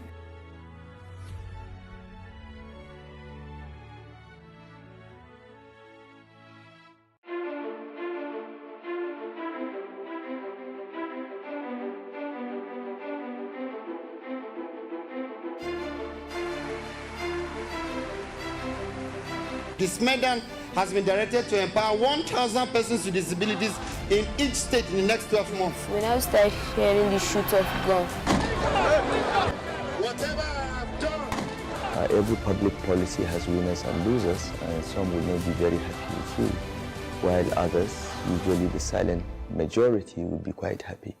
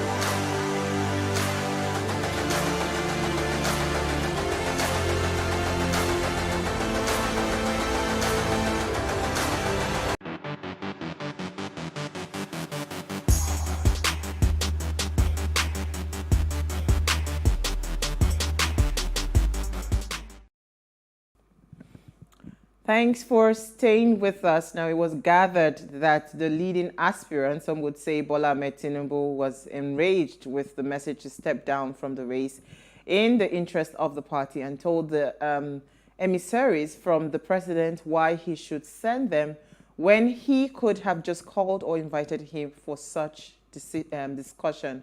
And the source said Asiwaju was very angry when he delivered the message to him. If President Buhari has any reason why he didn't want to support him for the ticket, there is nothing wrong for the president to call him and discuss it instead of walking around to block his chances. Now, the sources said that the position of the president and some people around him might have angered Tinubu during his meeting with the party delegates in Abeokuta, Ogun State last Thursday, and maybe that was why all that outburst about him putting him into presidency now. So it was also discovered that a meeting of the party leaders convened in Abuja on Saturday evening failed to convince Tinubu to step down, even when it was said that there are plans to provide him with a soft landing by virtue of his position as the party's national leader. A source said a meeting was held on Saturday night, and part of the agenda was to convince Tinubu to step down, but we could not achieve it. Now, focusing on the APC primaries, if a consensus is reached, it means there won't be any need to worry about the votes of the delegates, right, or buying of the votes of the delegate like we saw happen in the PDP primaries. But be it consensus or delegate vote buying, what are your thoughts on the legalities, right? How will this impact our democracy? And generally, how would it impact the general elections coming up in 2023? Now, please, let's hear what you have to say. Remember, you can join the conversation. Send us an SMS or WhatsApp to 081-803-4663. You can also tweet at us at Wayshow Africa1 with the hashtag Wayshow. All right, so before I bring in Ali Limu, I was just going to say, Norma, I'm sure you're far away in London. You chose not to focus on Nigerian problems. But just today, right, there was a publication online that said that Ahmed Lawal, the Senate president, had been named the consensus candidate. The presidency has come out to debunk that. I mean, we saw videos of Governor Yahaya Bello walking out of probably the caucus meeting or something. So a lot of drama is really happening around, consensus, happening around, what's going to happen eventually. Would they allow this party primaries and the aspirants to actually go to the polls and vote? Even if they allow them to go to the polls and vote, what happened in the PDP with delegate vote buying, with a lot of dollars going around, what would eventually happen with the APC primaries if those, if that kind of dollar drama is playing out? I don't think anybody can match an Asiwaju financially. I don't know. That's my thought. But let me hear your thoughts, Norma, then I'll bring in our guest. Well, Oh, I mean, politics is just it's a learning curve, really, and with all the happenings around, it's almost like you're not sure what to expect. It seems like there's going to be a whole lot of more drama as we gradually come towards closer to the elections itself. And it's just a lot to take in. Well, I guess we'll just have to wait to ask our guest. Absolutely. Absolutely. Let me bring him in. All right. So Aliyu Ibrahim Lemu is a legal practitioner, a legal analyst, and political commentator. He's the principal partner at Aliyu Lemu & Co. and a legal practitioner of over 15 years and engaged in active practice in diverse areas of law with an office in the nation's capital and practice of law across diverse areas of law nationwide. He is an alumnus of the Ahmadu Bello University Zaria and the Nigerian Law School Lagos. And he's joined us live from Abuja, where I hear that there's a lot of traffic today. That's quite odd. Thank you so much, Aliyu, for joining us. Pleasure to join you. Good evening, viewers. Good evening. So you are at the heart of all the drama that is going on. So tell us, what is the atmosphere like in Abuja currently? Because this is one primary that we have all been waiting for. Indeed, like as all Nigerians have been waiting for the outcome of the presidential convention of the All Progressive Congress. The PDP have chosen their flag bearer, so all eyes and attention is on the APC at the moment. The convention has caused a lot of traffic gridlock as major roads have been sealed for security reasons. Since a lot of VIPs are to be hosted in the venue, for security reasons, they've decided to cordon and barricade some major roads in the city. And this has led to a lot of hold-up, traffic jams, and a crazy situation in the country. I had to drive about 1 hour to a 15-minute journey to my office. Oh, wow. But it's okay. There's so much tension. The atmosphere is tense because of all of the drama that has been playing out. And it is rather unfortunate that we'll have to see a lot of all of this drama from the APC. It is unnecessary. Okay. The beauty of democracy is to have an open, fair, and even contest. Yeah. Whoever feels has the capacity, he has the followership, he has the support to emerge as the leader of the party should be given an open field. But from indications, certain segments or certain sections or certain individuals whom they call it about are bent on imposing particular candidates of their choice against the interest of the major contenders of the political party, which is against the spirit of the Electoral Act. All right, when we talk about consensus, yeah, go ahead. When we talk about consensus, it is not in the way and manner that the news outlets have been reporting. Consensus does not amount to an imposition by the president, but amounts to a voluntary withdrawal by all of the aspirants who will resolve to come together and say, okay, we are stepping down voluntarily for candidate A, candidate B, or candidate C. But that is not what drama that has been playing out is showing.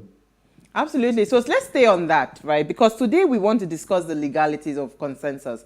And when you say something around the plain level field, is it really a plain level field when we know that the delegate system in Nigeria is just about who is able to pay the biggest money, right? So if you talk about plain level field, are we not in a double whammy here?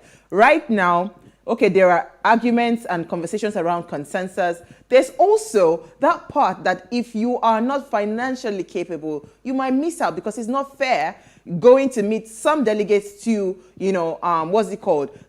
and be at their mercy for them to actually vote you as the preferred candidate. When we know that in cases of delegates here in Nigeria, it's just about who is able to pay better, because that's what played out in the PDP primary. So, I mean, how do we even explain the legalities of these issues? Shouldn't the consensus be a lot more, receivable or acceptable at this point? Well, I agree. It is actually not a level playing field. Right from the sale of nomination forms, right from the pegging of the cost of the nomination forms, by the exorbitant fee which the major political parties have charged aspirants, it has already discriminated against majority of Nigerians who don't have the interest of contesting to serve their fatherland.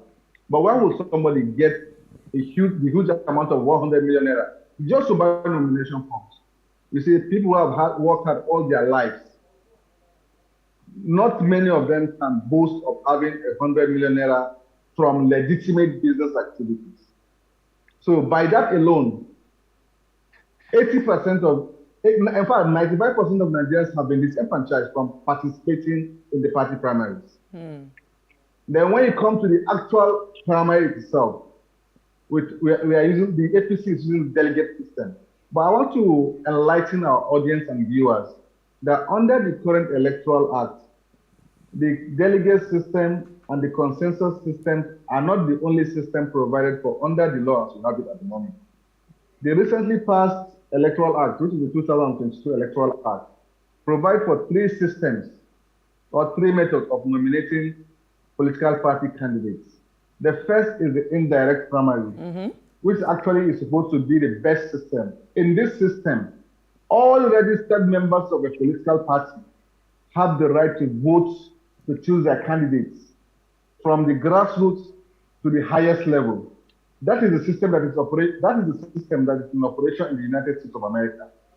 If you are a member of APC in the remotest part of Borno State or the remotest part of Bayelsa or any part of Nigeria, as a card-carrying member of a political party, under the indirect system, under the direct system, you have the power to decide as a member of that political party who the flag bearer of the political party is, from the councillor up to the president. It may be a bit expensive by way of logistics, but that is in our system. That was the system adopted by the APC in 2019, where all members of the party were able to participate in the nomination of the candidates. They dispensed with the delegate system in 2019. That was one of the systems. The indirect system is the delegate system, where instead of each member of a political party to have the right to vote for the candidate, that right has been ceded or that right has been donated to the delegate. Now, coming back to delegates, who are delegates? Under the Electoral Act 2022, the delegates are people who have actually been voted to be delegates. So a lot of Nigerians are not aware. This issue of delegates coming to receive money from politicians and all that is because of the low level of awareness of Nigerians. Some people do not know who delegates are. Just like you vote for party chairmen, assembly members, senators, and House of Representative members, the office of the delegate is a contested office. It is an electoral office. Maybe it is not popular because it is from the grassroots level, where the grassroots are supposed to vote for who the delegate representing their constituency will be. Yeah, so all of those people you have as delegates are supposed to, I assure you, not all of them have been voted. Under the law, they are supposed to have been voted delegates. And because they are voted delegates, INEC is supposed to have the record of all the persons who have been voted as delegates. About 6 months, or there's a time frame, either 6 months or 3 months before the actual primaries. These delegates are supposed to be known by INEC. It's not a new list. You don't produce a list before the election. That list is already in existence. That is the indirect system, which makes provisions for delegates. Then the last option, which is the consensus option. In that consensus option, it has got nothing to do with delegates. It has got nothing to do with members of the political parties. Under the consensus system, it is the aspirants themselves. It is the field of aspirants who will resolve among themselves that, okay, for the unity of our party or to increase the electoral fortunes of our party, it is best if we all withdraw voluntarily and allow Mr. A to be the consensus candidate of our political party. In that particular consensus system, the delegates have no say. The party members at the grassroots and at all levels have no say in the consensus system. So ideally, the consensus system as envisaged by our Electoral Act is a good initiative. It prevents rancor, it prevents infighting, it prevents buying of delegates, among other vices. So like in the APC as we have at the moment, the consensus system as provided by the law is not them waiting for Mr. President to tell them that this is their anointed candidate. No, it entails a voluntary withdrawal, a voluntary acceptance by all of the aspirants to agree that Mr. A is the person we believe can can guarantee electoral victory to our party, and on that basis, to safeguard the electoral fortunes of our party, to preserve our party as the ruling party, we hereby concede and voluntarily withdraw and give all of our support and powers to Mr. A to contest as the consensus candidate of our political party. So I think we saw that happen with the PDP primaries where what's his name? What's his name now? Sokoto State.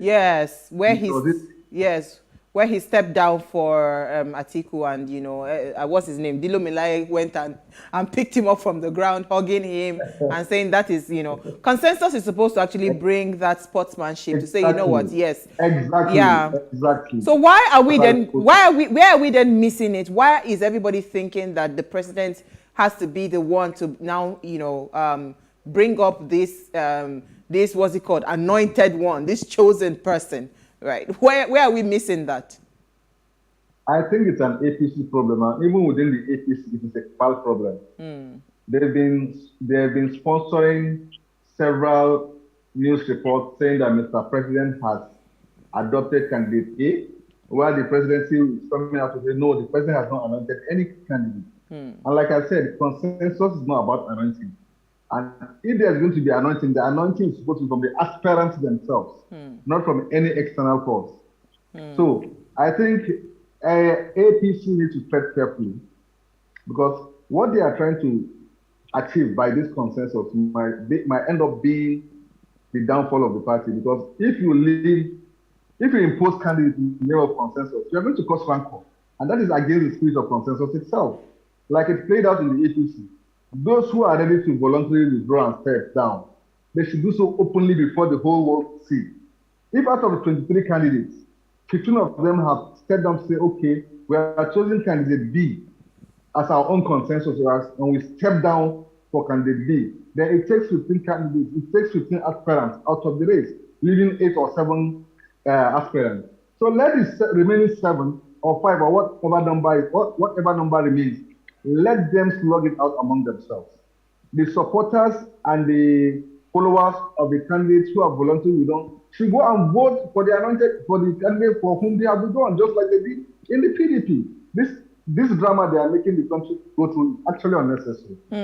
Okay, I'm going to come to Norma, but let's take a very short break, because I would like to understand because if I hear you correctly now, you are proposing that they should actually go to that primaries. They should go and what's it called? May the best man win. The whole world. Yes. Yes. Okay. All right, let's take a break. When we come back from the break, we'll continue the conversation. Stay with us. We'll be right back.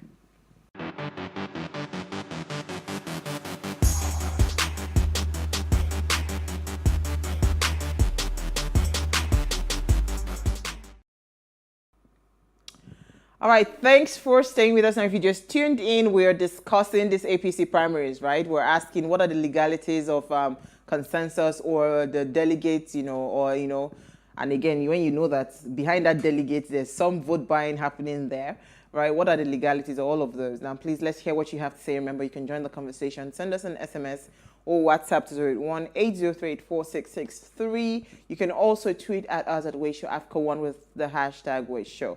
All right, so Norma, let me come to you.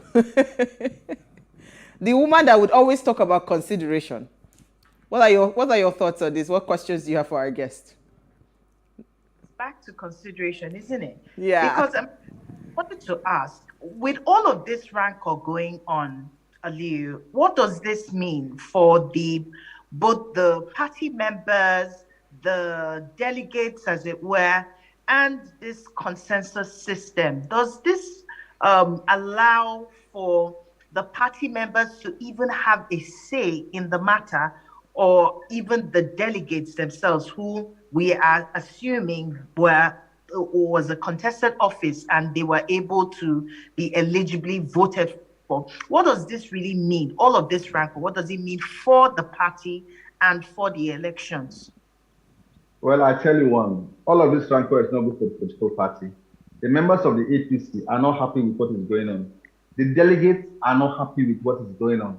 The aspirants themselves, you saw a video of the Ibelo, the governor of yes. Nasarawa State, and Kogi walked out of the meeting allegedly with the presidency. So it tells you that it is creating more rancor, it is creating more tension, which is unnecessary. Let them allow an open contest. They shouldn't be afraid. That is what the electoral system is all about. But unfortunately, the APC as the ruling party, which is supposed to embody all that democracy stands for, is actually standing for the opposite. They are not interested in holding a free and fair primaries. They are interested in imposing candidates. They are interested in not even consensus. They are interested in imposing a particular candidate on the field of appearance. This is not good for our democracy. It is not good for the APC, and it is not good for our country, Nigeria. Okay, Ali, I was going to ask you that, let us be realistic here. And in terms of strategy, we already know that PDP has a very strong candidate, right?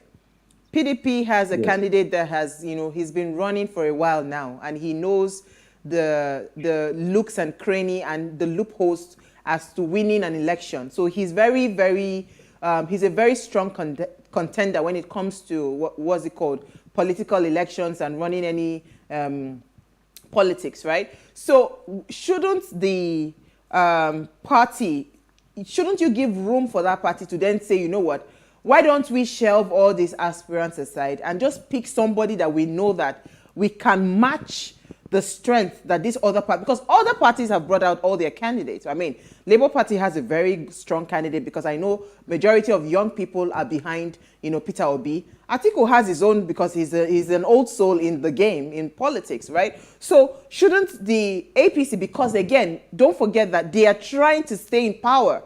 They are trying to make sure that they do not lose that seat to another political party come 2023. So their choice of picking up a consensus candidate, should that not be for the good of, maintaining power, and also to be able to at least strategically match the strength of the opponents that are already known, right?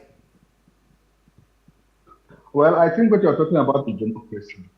Because if you are talking about democracy, then democracy is all about choice. And the power of that choice does not reside in a single individual, not even if that individual is as big as the president of the country. The choice does not reside in the Central Working Committee or National Working Committee of the political party, which is the national chairman and all its national experts. The power does not reside with them. By the law, which the APC has sworn to uphold, the Electoral Act, the Constitution of the Federal Republic of Nigeria, and its own constitution, the flag bearer of the party shall be chosen by the delegates. It is the wisdom of the delegates. If they choose the least favorable candidate today, so be it. Let the chips fall where it lies. So when we are talking about democracy, then the voice of the majority, no matter how stupid or foolish it is, still represents the voice of the majority. It is only by wisdom and persuasion that you can get the delegates to vote and see reason in the candidates you want to promote or you want to sell to them, but not by imposition. This is something whoever is interested in choosing a political candidate should have done months ago, not a day or two before, or in fact, not even at the venue of the National Convention. Absolutely. It is something that should have been done a long time ago, many weeks ago, a long time ago. So, like I said, like I'm telling you, democracy is the voice of the majority. And in this case, the delegates are the persons empowered to choose and decide what that voice is. Whoever the delegate choose at the end of this exercise represent the voice of the members of the APC. This is who we want to be our flag bearer.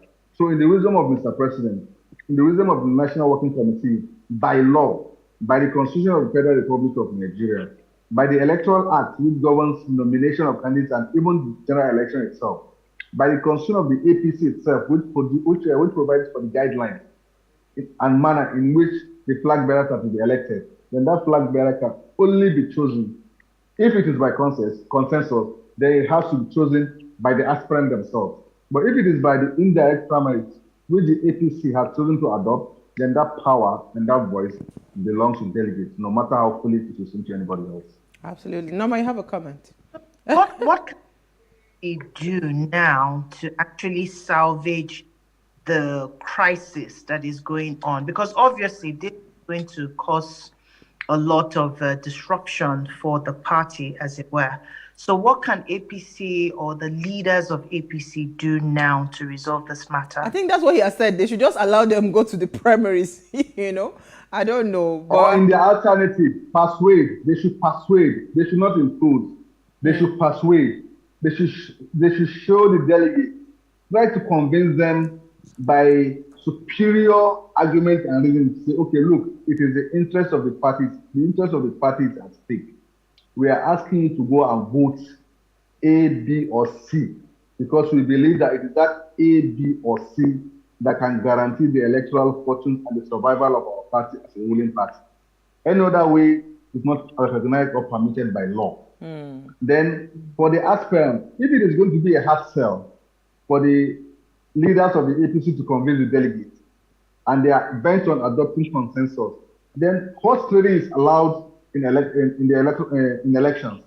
Horse trading means you gather the 23 aspirants. Okay, look, we in the best interest of the party, we are trying to make you see and understand that the only person who can match the other candidates of the other political parties because of his wide range, because of his financial capacity and all that, is candidate A.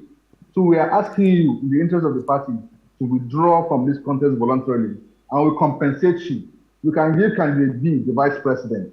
You can give candidate C the power to nominate who the Senate president is going to be. You can give candidate E 5 ministerial slots. You see, by that kind of persuasion and horse trading, they can be able to persuade the aspirants themselves to agree to voluntarily withdraw.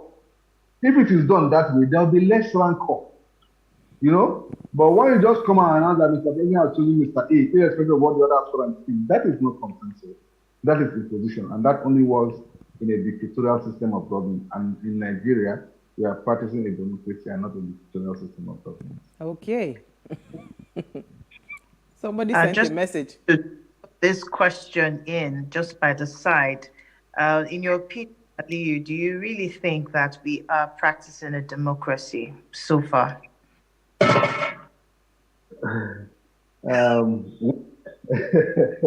We are practicing a version of it. Our democracy is not perfect. The democracy we admire so much and like to mirror our democracy in that direction is American democracy.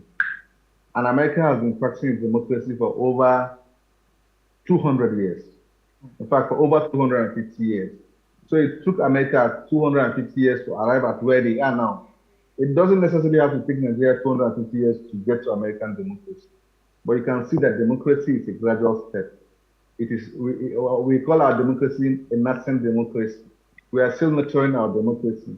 I can assure you that we have made progress in 2022 more than we have in 1999.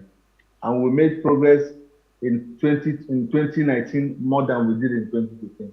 So the progress and the movement might be slow, but I assure you there have been some movement. We are progressing little by little, even though our electoral system still leaves so much to be desired because of all of this rancor we're experiencing at this moment. But gradually, we'll get there someday. Absolutely. Norma, you have a comment? Okay, I mean, it's just a very short one. It says APC is going south, no consensus in direct primaries. And then another one that says APC has zoned the presidency to the south. So what are your thoughts on this, Aliyu? All of this, like I said, whether the party zones it to the south, to the north, or to the west, or to the east, that power of choosing who will fly the flag of the party rests with the delegates. The president cannot unilaterally say he is zoning a particular office to a particular section of the country. The National Working Committee, whatever decision they take, is subject to ratification by the National Convention, who are the delegates. So it is up to the delegate to say, okay, we agree that in this contest, let the party zone its presidential candidates only to the south. But you don't do that on the day and on the venue of the National Convention. So it is something that has been done a long time ago. You want to say something? Yeah, I was going to ask you, Lemo. So if, let us say, tomorrow we wake up in the morning And indeed, they have chosen a consensus candidate. What is the legal, what's it called, approach for all the disenfranchised aspirants and possibly maybe the delegates, because they also had a job to do? You know, what is the legal approach? Under the Electoral Act, any aspirant who is not happy with the way and manner the primary election is conducted, or who alleges that in relation to the way and manner in which they allegedly chose a consensus candidate, the provision of the law was not complied with, then let me tell you the risk that APC stands. If APC chooses a consensus candidate against the interest of even one member, one aspirant, if that aspirant goes to court and he wins the election, the court will hold that APC does not have a candidate in the general elections of 2023. That is the implication. That is what the law has provided. They risk losing out participation in the presidential election. This is a risk which I believe the party should not take. The withdrawal of the aspirant must be voluntary. And voluntary means fully accepting, without any form of coercion, without any form of inducement, without any form of imposition by the president or whoever. If I'm saying I'm withdrawing voluntarily, then it should be voluntary in the full sense of the word. So if one aspirant says he did not voluntarily withdraw, even if 21 or 22 accept consensus and only one dissenting voice refuses that consensus, and then he goes to court, the APC risks losing out in the presidential election of 2023. They will have no candidate, simply for breaching that simple provision of the Electoral Act that says for you to have a consensus, all of the candidates must have voluntarily withdrawn, and their voluntary withdrawal shall be in writing and submitted to the party and delivered to INEC. So if they disobey that provision, then I assure you that's the end of the APC. Oh wow. Let's take more comments. Good evening, my beautiful sisters of What Are You Saying? #Ways. I'm not giving any comment concerning the APC primaries, the legalities of consensus versus delegate vote buying. I really want to comment concerning the killings that took place at the Catholic Church in Owo. My heart really goes out to those who lost their loved ones in the tragic incidents. May their souls rest in perfect peace, and may God give them the fortitude to bear this painful loss. I really want to ask, do we really have a government and a president? How can this happen and the president is busy hosting a dinner with people? This is very disgraceful. There is no show of remorse and sadness from the president. Sister Owa, you're alone in the studio. Why did they abandon you? My name is Daniel Ilo, your Ways regular fan. I wasn't abandoned. We just had some emergencies. But Daniel, we are going to address this conversation tomorrow because that's our hot topic for tomorrow. We want to discuss this party thing about, there was something happening and there was the hosting. So I'll take another comment, and Norma, you have your comment. Someone says, what is transpiring in APC today is good for our democracy. We will surely see a position taking the mantle of leadership in the opposition taking the mantle of leadership in 2023. So if there's okay, you didn't leave your name, but he says if there's issues going on around here, it means that at least it gives room for the opposition to be able to, take on the mantle in 2023. So let's keep our fingers crossed. Norma, you have a comment?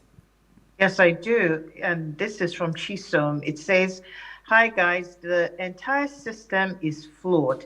Whether buying delegates in the secret or open or buying the cabal by the consensus all make no sense to me. Let's be real here. Nigerians are being killed every second and we are all seated waiting for 2023. That country must be, the country must be cleansed before 2023. My heart goes up to the families of those who lost. Thank you for your comments. Okay, so let me bring you back to the comment that I read about opposition taking over. Because people believe that whatever happens tomorrow, if there is no consensus in the real sense of consensus, where everybody comes together and agree that, okay, this is the person that will bear the flag, and there are loads of disgruntled people. I mean, we've already seen some. Yahya Bello walking out of the meeting. You know, we've seen some things going on. You know that the political scene around the APC is really heated. So do you think this is actually advantageous for an opposition? You know, and do you see what I mean? The person that sent the message around an opposition taking over the seat of leadership in 2023. Do you see that happening?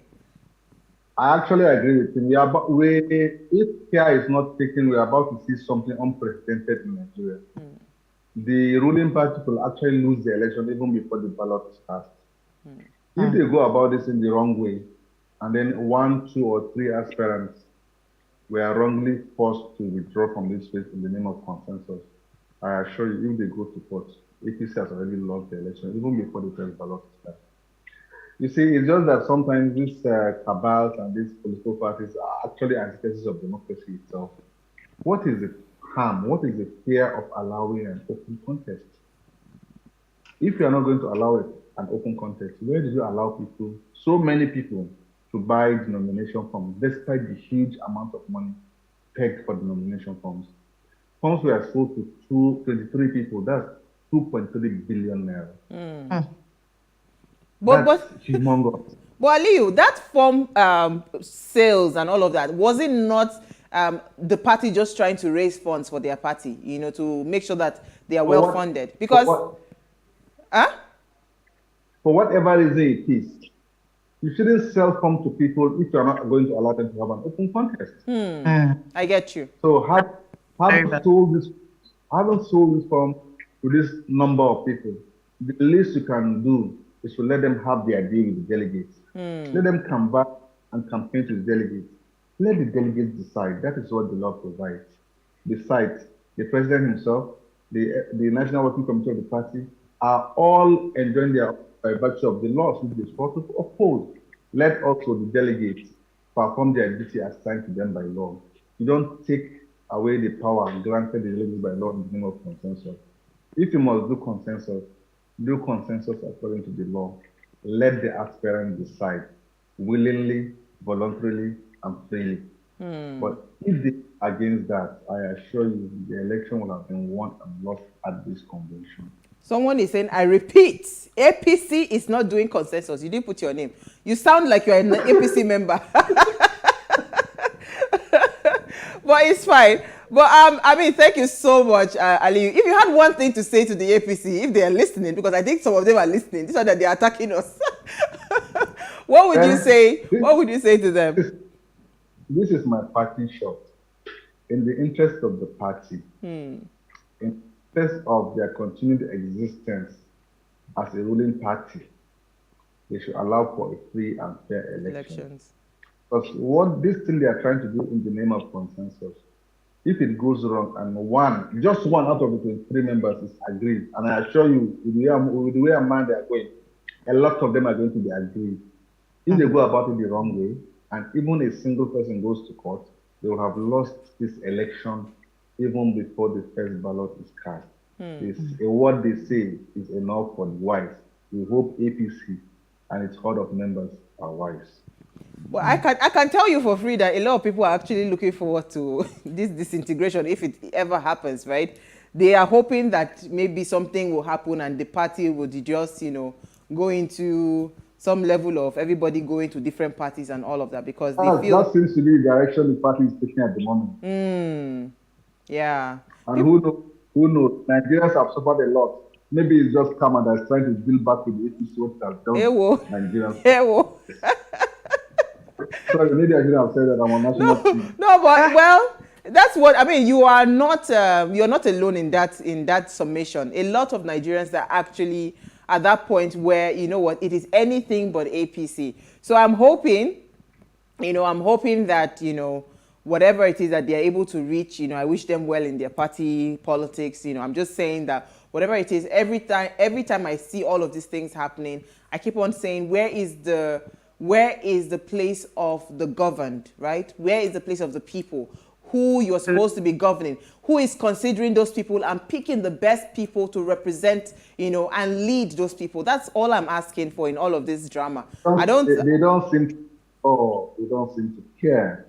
Nigeria is burning, Nigerians are dying, and all that is having attention who is going to be their flag bearer. And it is not who is to have the best interest of the majority of Nigerians at heart, but who is going to preserve their access to power and the power for the APC and its cabals. It's unfortunate. It's unfortunate, but thank you so much. Thank you, Norma. We had a fantastic conversation. We're going to keep our eyes. I don't think we're going to sleep this night because there's a lot of drama happening. Let's just pray and wake up that tomorrow, all of this, by the time we're on the show tomorrow, everything would be sorted and we'll see the presidential flag bearer for APC and we can all go to sleep and start the work for 2023. But thank you so much. Thank you very much for having me. All right, thank you, Norma. Thank you for joining me tonight. Now, before we go, do ensure you follow us on Instagram at Weisho Africa. You can interact with us further, drop a comment, and most importantly, follow all our engagements on social media, like, share, invite your families and friends to watch and follow. Don't watch alone. Invite people to watch and follow the conversation. Now, if you missed today's quote, here it is again. Consensus is the absence of leadership. This was said by Margaret Thatcher. We'll see you guys live tomorrow at 8 p.m. as we bring another great conversation to your screen. Enjoy.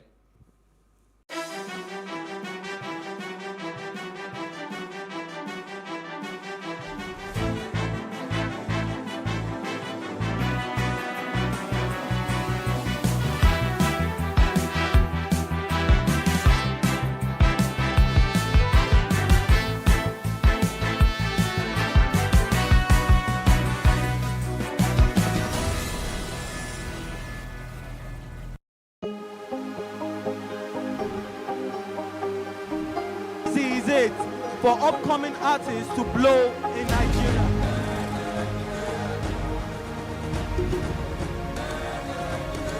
Welcome to Plus Trending.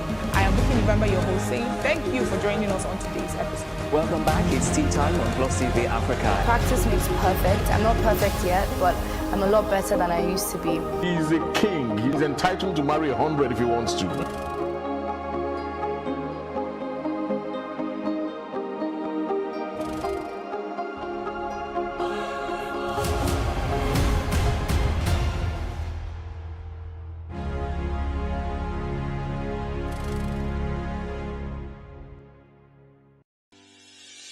Increase the reach of your events or business services. To advertise on Plus TV Africa, please call 0906 000 5719 or 0909 040 8408 or send an email to marketing@plustvafrica.com. Plus TV Africa. Big stories live here.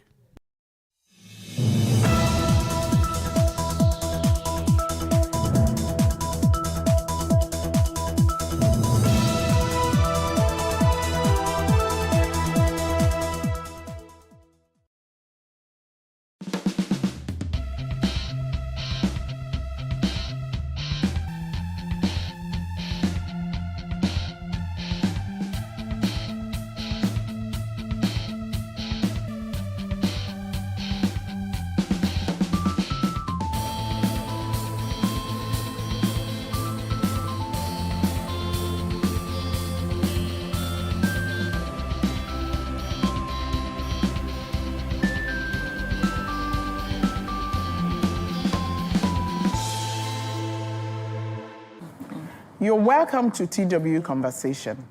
In this lounge, we discuss topics of our interest to us that concerns the rest of the world, but we give you our take.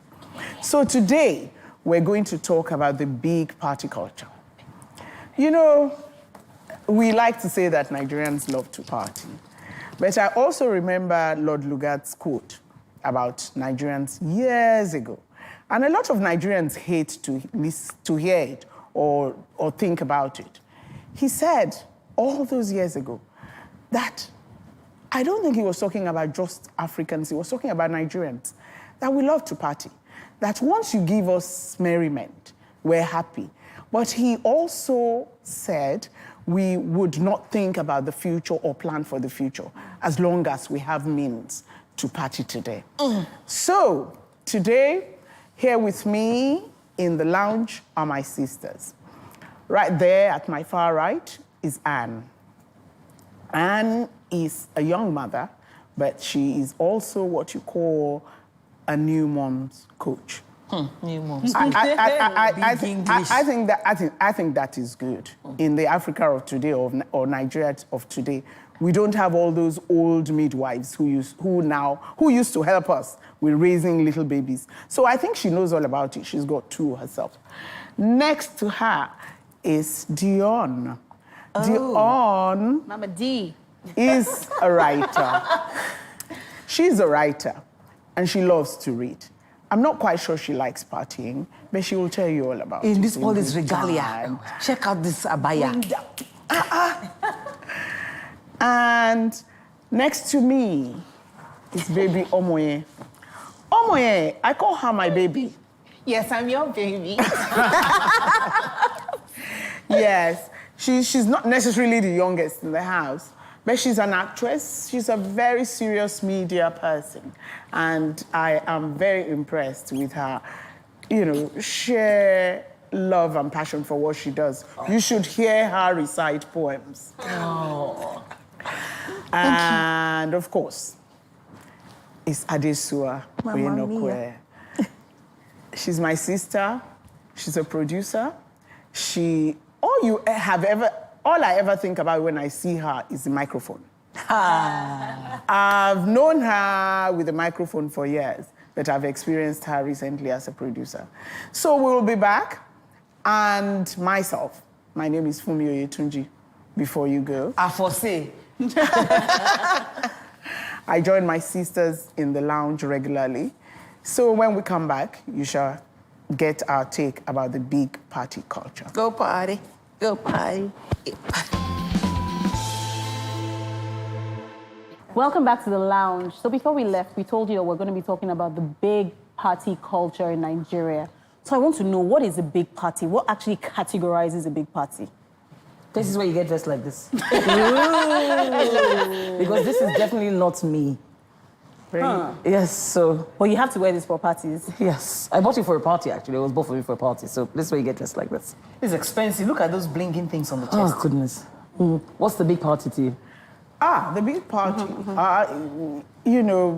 it's growing by the minute in Nigeria. The parties are getting bigger. You know the ones I'm talking about. I don't. Huge halls. A few bands. Few bands? Not one band. Not one band. Different bands. Different bands, you know that. Like three bands in a wedding. Yes. And then where there are, like 8-course meals. Yeah. Right at the end of the day, new things are just being brought in. Food is not when bad, people. So food, it's a good idea. Party, though. I'm just thinking, is it the food, or because I went for a party recently and someone was like, that party was big, and the reason why the person said this because when we got, it was a baby dedication. When we got in, we had like rice or fada, a different mix. After we finished, we're like, do you want cocktails, mocktails? When we finished, do you want soft drinks as well? Do you want small chops? When we finished, there was ice cream, there was baby cake, dedication. there was money. baby dedication. No. Just before we left, someone just said, have you eaten dedication. abacha before? There's abacha. And I'm like, Okay. I think this is where, you remember, there was once, our president, his daughter got married. And then they gave out those LV cases, right? There was, the Glow Adenuga wedding that they had, they gave out gold-plated, iPad at one point in time. So I think at the end of the day, big party is a function of how many people are there, how much food is served, how good the goodie bag is. At the end of the day, you're talking about money. So you can have a party of only 100 guests, and it's a big party still, right? Yes, absolutely. It's not about the numbers, it's about the quality. Vintage champagne, Yes, top of the range, or has a case. 6. So are we defining per big person. party here? By money? Yes, I think numbers. I get some invitation cards and I ask my husband, have we just been invited because we happen to be on his contact list?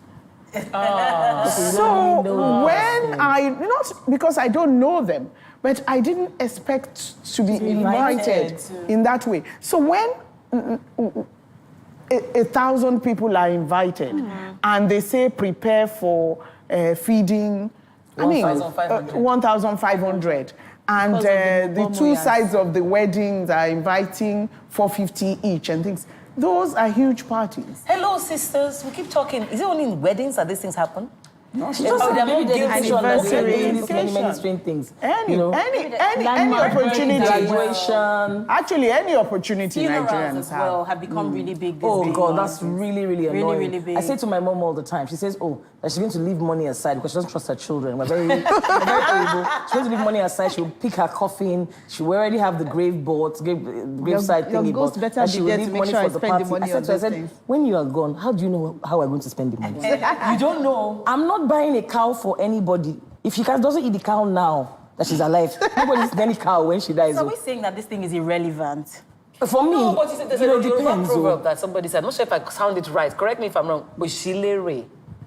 What does that mean? Well, you know, somebody has said it before while we were discussing, and it's meant to really mean, oh, there is an advantage to, or they have some advantage or gain from going around partying.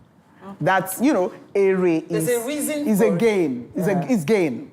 So they gain there is a gain from it. Which is the point I'm making. There can be a case for a big party. It depends on you. So what is the gain? Okay, what is the gain? No, I'm trying to understand, yes. Take for example, maybe your first daughter or your only daughter or maybe a baby. You know the reason why you're celebrating. Exactly. If you have the money, so what's wrong with celebrating? Thank you. I'd like to speak to that point. You did say that I'm an accountant. Because I've heard so many people say, why can't they have that party? They have the money for it. But I'm going to go in just two directions. I already said one when I quoted Lord Lugard. What is that one? It's the fact that we just spend money on merriment. Okay? So there's that. And I believe that the fact that you have money, partying is not necessarily where to expend it. You might tell me that because you're the owner of the money, you can choose. But let me give you what I just came back from a philanthropic forum in South Africa. Okay. And a non-African came on stage, and she had a point. They're one of these donor bodies like that donates seriously to Africa. And she said, you know what? There's enough capital, there's enough money in Africa. But the average African, is simply not philanthropic. Exactly. True. Because is it because that you like money would be put to better use throwing in party. I think even if you had all the money that you had and you wanted to throw a party just for the sake of it, I believe that Nigeria is in such a state that you shouldn't be allowed to do that. Yes. That it is insensitive. It is insensitive. It is actually insensitive. I believe so. In a day. Yes, I believe so. You know what you would do? Go and pay the press. Let them cover you, giving out all that money to a good cause. Should I really? I won't even begrudge you. Jebu, and the people were taking leftovers. Yes, people do. I stopped. I said, what's he trying to do? He's taking begging for. No, but you know why? He's taking food. I said, why didn't the caterer give them food? Because there was some more food. Yes. No, they're not the ones. But they're taking. No, they're not. leftovers It's in not for bags. them. It's not for them. Is that fair? Well, for me, I actually believe that if you're going to spend the money, for me, my take is that you should plan it well. So recently I went for a party and I know that this woman spent money. I want to believe that when you spend money, you should get the value for it. So she spent money on this child's first birthday, and then the party was supposed to start at 3. I got there at past 5 thinking I was late. And then I got there and the celebrant hadn't arrived and people had been there since 3 o'clock, so the place was a mess. When I got there, I saw guys pulling up their hands. A friend of mine was like, and you have to put your hand in the drum to get water by yourself. So you said they spent a lot of money. She spent money, but she didn't get the value for that money because it was scattered, disorganized, lying that she spent that money. I could see the value of the place already. Do you believe in big party, you just don't like them not well orchestrated? If you have the money, my sister, on the same page, my dear, because it's your business. But make sure that you get value for that money that you have spent. Let it be something let people enjoy it. Let people have. So if everybody's fighting for food at your party, I don't know. I know that sometimes you can't really help these things, but man, if I spend money, let me see the money I spend. So, but is it more rampant though? Does anybody have experience about literally every party now? Everybody wants to I'll do the Yes, that's the trend. Yes, that's the trend. If you're in the event management business, what they tell you, because I've worked in that industry for years, is that they say, what did that last person do? Top it. Yes. Oh, what cake did they have last time? Top it. I want them to see it from far. At a You know, you're looking and thinking, I know you're going to get the money, but please, come on. Yes. But it's They're going business to for eat- you. No, but they're going to eat it that day and forget now. Some people say that the event planners are actually the ones that make you like go up. No, it's the clients. I've heard that. And It's both. Let me ask you, is it everything you're offered that you buy? actually take? So it also adds to the fact that is the Nigerian gullible? I'm not saying so, I'm asking. Is the Nigerian gullible, or the event planner just plays on the fact that the Nigerian wants to top the last one? So it's about the kind of people we are. Yeah. And my biggest problem, Adesua, I love to party. I'm not that wet. I see you. I'm not that wet. Consent, you know? I'm not that wet. My question is, how enjoyable are some of those parties as parties? I don't understand. Some of those parties are no you go fun. suits. Give you an example. There's a wedding. You go to a wedding, and you know most weddings these days are just an event featuring Tola and Tunde. The couple don't even have a good time at their wedding because it's a production. They don't know half the and people everybody there has to be at their positions on cue. This has to happen. Then the chandelier. Then the lights, the smoke. Then the bride and groom now drop from somewhere. They're suspended. They come down. Nobody has a good sister. time. It's just a show. How about you curate an enjoyable event, create activities so that everybody at the party has a good time. So if are you you even saying spend that- money on that, we'll say, okay, we Are you saying that it's understand. never justifiable to do a big party? I wouldn't say that it's never justifiable. Give However, me instances of times that it's justifiable to spend the money. You like enjoyment, this girl. I'm beginning to I suspect have no you. problem with that. Enjoyment. No, she's the new generation that has met the big party culture. And she doesn't know otherwise. No, but Owambe in Yoruba land, though, I won't say. Yes. Owambe has always been there. But like you said, Ashwebi it's has always been there. No, but you're People saying party it's from. trending up. What is that That's Simi what we're song? saying. Ijó tí mo jó lánàá o, kò má ì tó mi rárá o. Is that not the way of life? No, but the chief proponent of the okay, let me ask you. I went to a wedding party recently. Huge hall. We must have been over 1,000. Okay, wife side, husband side. Friend side. One side, their family, they were very disciplined, so they didn't invite too many people. So their side was very comfortable. In our side, you couldn't get up from your chair. How they packed it tight to contain us. You couldn't get up from your chair. And I'm just thinking, after a few hours, I'm just thinking, I'm not having fun. Can I get leave? you. I get you. And then I the think fights that happen. For the gifts. No. Apart from gifts, have you seen a bride two and sides groom, of the family. bride's Now mother we're talking and about holy marriage. fights? That What one is color just they are going to marriage. put on the cake? What color is going to be in the hall? No, we have more money. We are spending more. We get to say what you guys will do. You know, there's all that whole drama. Why? I think that you should just, if you have What some happened family at your drama. wedding? Your I didn't wedding like is it. I didn't like it. Why? I didn't like some parts of it. I liked some parts. I didn't like some parts. I felt like there's Why? many people there. Okay. I had over That you didn't 1,000 know. guests. I felt Okay. like if we had less people, we would have had more fun. More fun. I had too many people dragging me from saying, you don't know me. You don't know me. Your daddy's cousin, sister's brother. Sorry, auntie. Someone even told me, because it's your wedding, your eye is here, you cannot see us again. No problem. Okay, you come so back. So I that's didn't why you are not coming to my wedding. No, we must come home. You mean at your wedding, people were talking like that? Yes. I would People say No, that but to I think okay. I think that it's a question of who's doing what.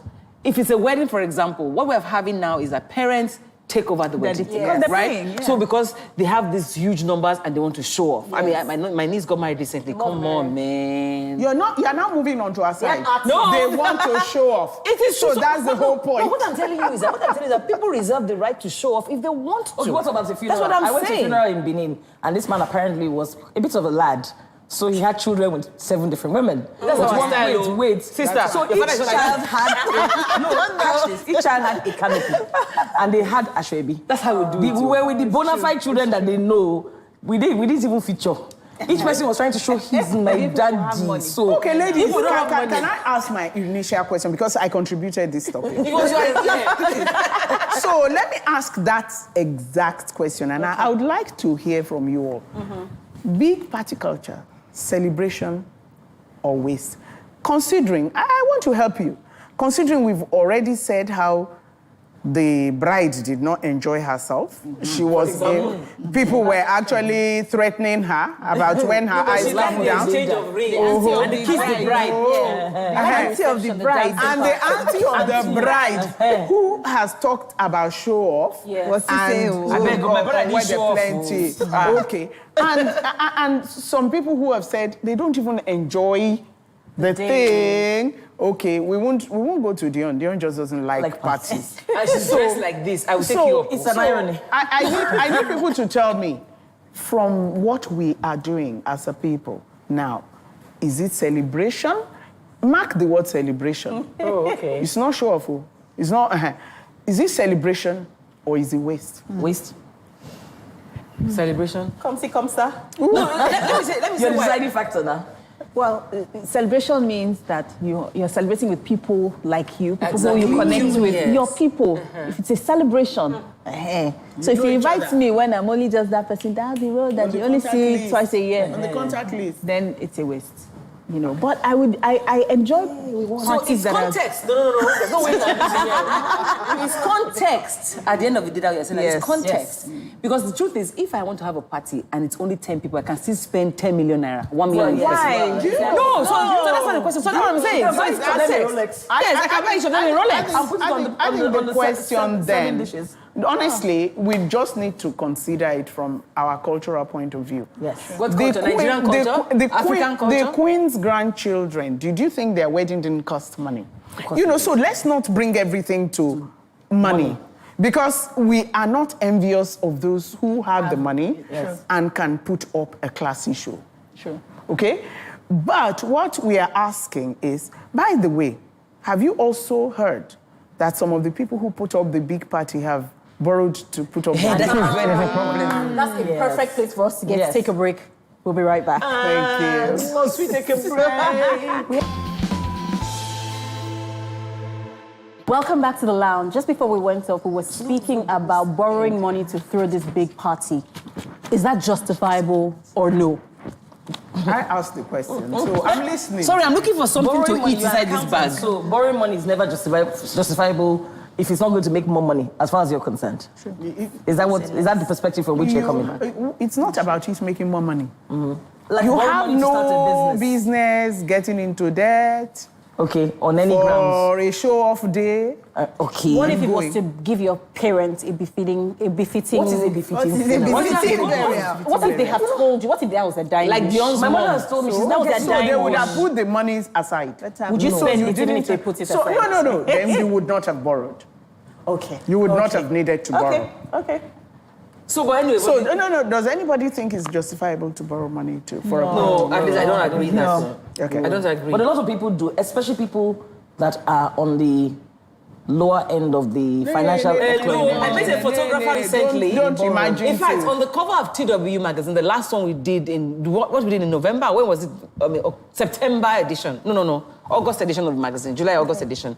We had a conversation with men. One of them was a photographer. And his biggest concern is what happens at weddings. And he has seen grooms who will hire limousine. Many limousines or all kinds of money to make the party happen. So big. And then they have not paid the rent. Yes. That is not good. Thank you. Can I also ask you something, Anne? Because, you know, as an accountant, you can borrow from the back and pretend you're borrowing for something else. If you're sitting there and your business owes money in the bank and the bank is running after you, okay? No business for having a they say, so the money you have put aside for the rainy day, you use it for the party. You have inadvertently borrowed money for this party. Yes. How? Because you owe the bank. Even if you have cash, even if you have money. Personal cash. But you owe, and they're running after you. They're asking you to come and pay. And this, you've heard, I'll give you a little one that happened with a banker MD, who I love. Because he met somebody, in quotes, he met somebody in the first class cabin. The story has gone around in the banking sector. We know the one that did it, and we know that we know he would do it. Met somebody in the first class on the plane, and this person has owed, and they've chased, and nothing. I'll jack you up, man. Nobody give me my money. I'm not like this. And then he just goes, madam, my people report back. It's a woman? Yes. Everybody does this thing. Says, everybody, my people are frustrated by how you run your account. You're flying first class, really? And, so you borrow money to do business, you borrow money, you don't pay back. So what you're saying therefore is that sometimes we overplay our hand just to show off. That's what the problem is. Because you're talking about, is it celebration or waste? Overplaying your hand means, put it mildly, your money that you have, that you basically are going into debt for party. But some people earn a living from this industry.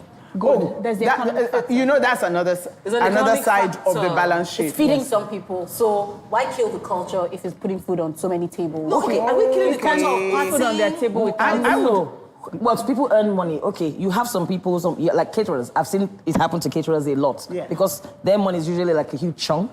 So what they say, the owner of the party, the person having the party will say, okay, I've paid you 70%. You take the last 30% at the wedding from the money that's sprayed to us. Sometimes they never get paid the 30%. No, they take the money that's sprayed to them. Then the caterer comes and dances, and they act like they're spraying somebody too. So the caterer is dressed properly, and they spray her balance. They are just about that. That's a matter of style. Yeah, close your mouth. It is not a matter of style. It is an insult. No, it's total pretense, and rubbish. Actually, it's almost fraudulent. It's almost fraudulent. No, but this Lagos, Sha. If they don't spray that, there's nothing you will not hear. No, it's ridiculous. Well, Lagos is the biggest culprit, Sha. I would like you to actually, because I don't want this accountant mind. I would like you to speak to the point that because some people feed from the big party culture, therefore, should we be partying just because? Is this philanthropy now? No, you said it's job creation. No, it's not job creation.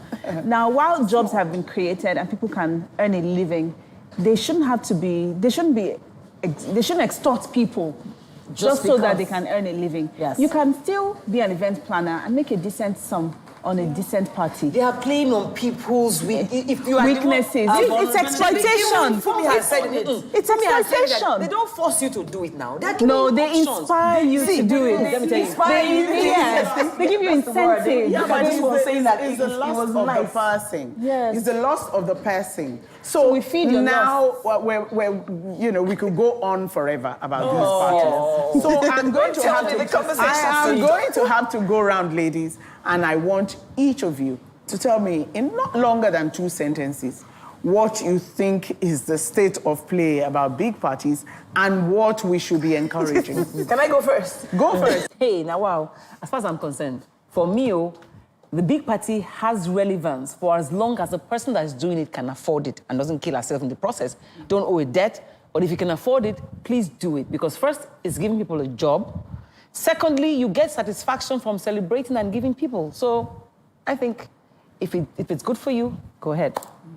Well, I think you shouldn't be ostentatious. I think also that if you spend money on a party, just make sure that you're enjoying it and you're getting your money's worth. You plus your guest. Yes, but also remember that we shouldn't always be superfluous and ostentatious all the time. Okay. Yeah. For me, I would say if you can afford it, have it. Life is for the living. You can you're going to only live once in this life. YOLO. Parties are an opportunity for you to meet so many people and bond and build friendships and all of that, for me. So if you're going to make sure you're getting your value for it and you're having fun while at it, if you have the money spending, if you don't, please don't borrow. Plan it well. Do not borrow, please. It's never, ever worth it at the end. People are going to go home and forget the party. You're going to live in debt for a long time. I'm going to borrow this at Bayasha. For the next party. 10 million for a party, 10 million for a good holiday in the Bahamas. Holiday. So it's about priorities. Priorities for me, yes. Holiday. I'd rather do that. Personally, how I see it is that there is room for philanthropy. And we are not represented in the as long as we are not represented in the philanthropic space, as much as we need to, considering the amount of money in our hands. I think it's a bit insensitive, I believe. Yes. And then the question is, big party, celebration or waste? The question is, if it's a celebration and we are in this party and we can see celebration, people are not fighting, people are not sitting on top of each other, and people can go away thinking they've had a good time, then it's a good party. We should never borrow to have a party. So next time you're having your wonderful party, I'll be there to attend.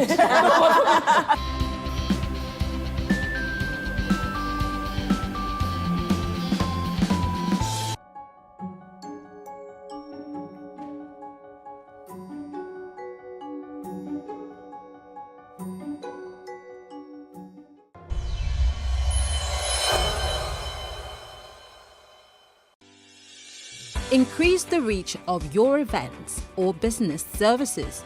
To advertise on Plus TV Africa, please call 0906 000 5719 or 0909 040 8408, or send an email to marketing@plustvafrica.com. Plus TV Africa. Big stories live here. Businesses in Africa can be very challenging. In Nigeria, it is particularly intimidating, and successful builders have learned how to navigate a hostile environment to unlock opportunities. But one major challenge businesses face is how to filter through the noise and identify where their ideal customers exist. Get insight and practical steps from industry players and captains of industries. Hear success stories to help you make informed decisions as you scale your business in Nigeria. Watch Business Insights at this time on Plus TV Africa. There is no voting on social media. To vote, you would require a permanent voter's card. To get your PVC, visit cvr.inecnigeria.org. Create your account with a valid email address and start the registration process. An activation link will be sent to you. Click on the link and activate your account. Fill out the form, pick and submit a convenient date and time for your biometrics. Print the application slip, which should have your QR code. On the appointed date, go to the nearest INEC office for your biometric capturing. Thereafter, you will get a registration slip to pick your permanent voter's card when ready. Get your PVC today. This message is from Plus TV Africa.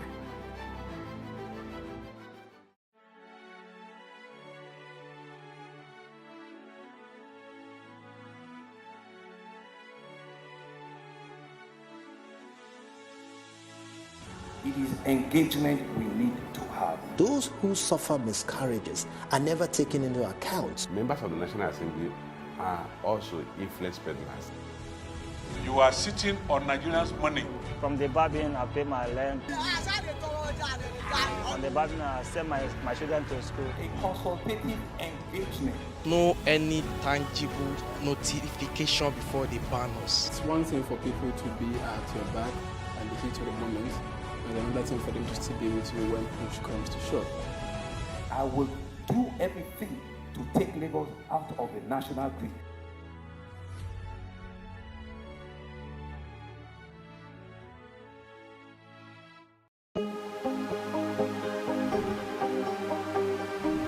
This is it for upcoming artists to blow in Nigeria.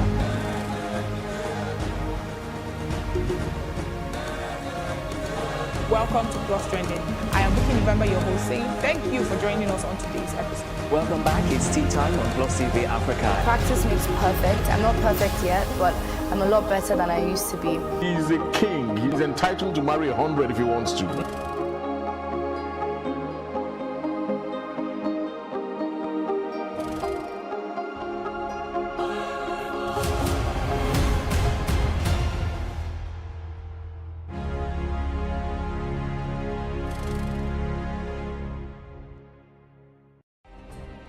Nigeria's Niger Delta region, from where the black gold fuels Africa's largest economy, where the lines between wealth and poverty has never been thinner. Conflicts, poverty, insecurity, and environmental challenges daily confront the region. How can the Niger Delta story be changed for the better? Join Mamude Akuga at 9 p.m. every Friday evening on Plus TV Africa as he probes deep in search of solutions. Inside the Niger Delta with Mamude Akuga, the authentic voice of Nigeria's oil-rich region. Tenancy agreement. So in a case that the landlord wants to evict the tenant, in a case there's no tenancy agreement, what happens in court? Well, usually what the court will do, or what is expected of the landlord in that situation, is to look at the mode of payment. Number one, it is established, there is no controversy as to the fact that the tenant is a tenant of the landlord, whether or not there is a written tenancy agreement. The fact that there is possession, the tenant is in possession of the premises, and he has made some form of payment, which is rent, to the landlord for the use of the premises, that would create a relationship, a tenancy relationship between the landlord and the tenant. Space and Style, 6:30 p.m. on Saturdays and 5:30 p.m. on Wednesdays.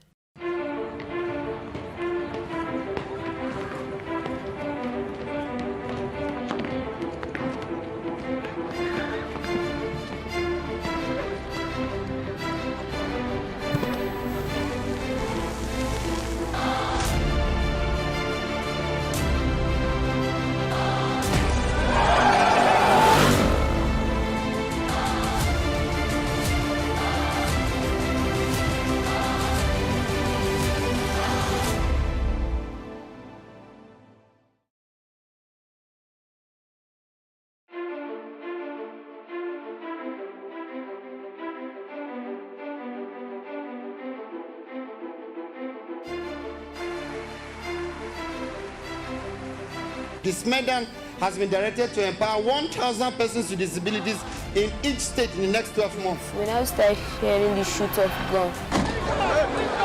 Whatever I have done. Every public policy has winners and losers, and some will not be very happy with you, while others, usually the silent majority, will be quite happy.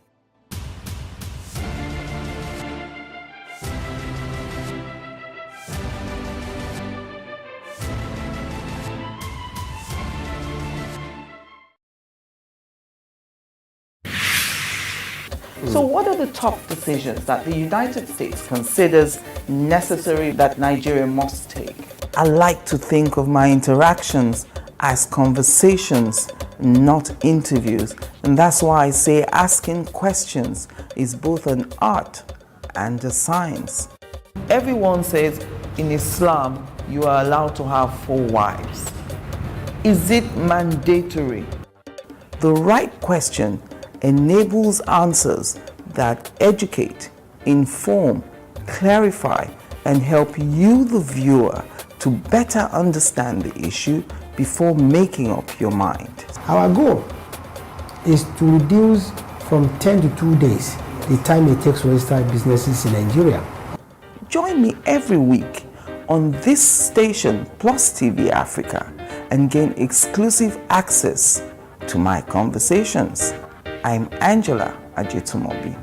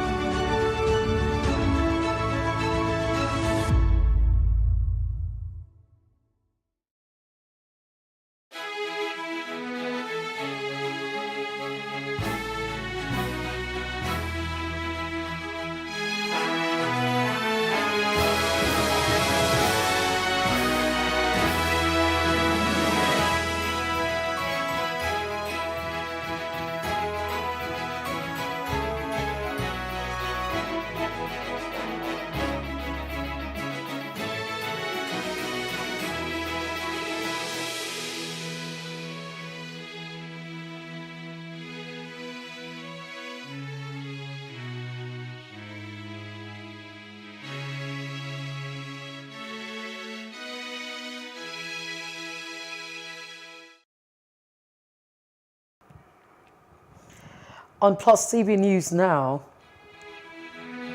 APC Special Convention holds on 7th of June.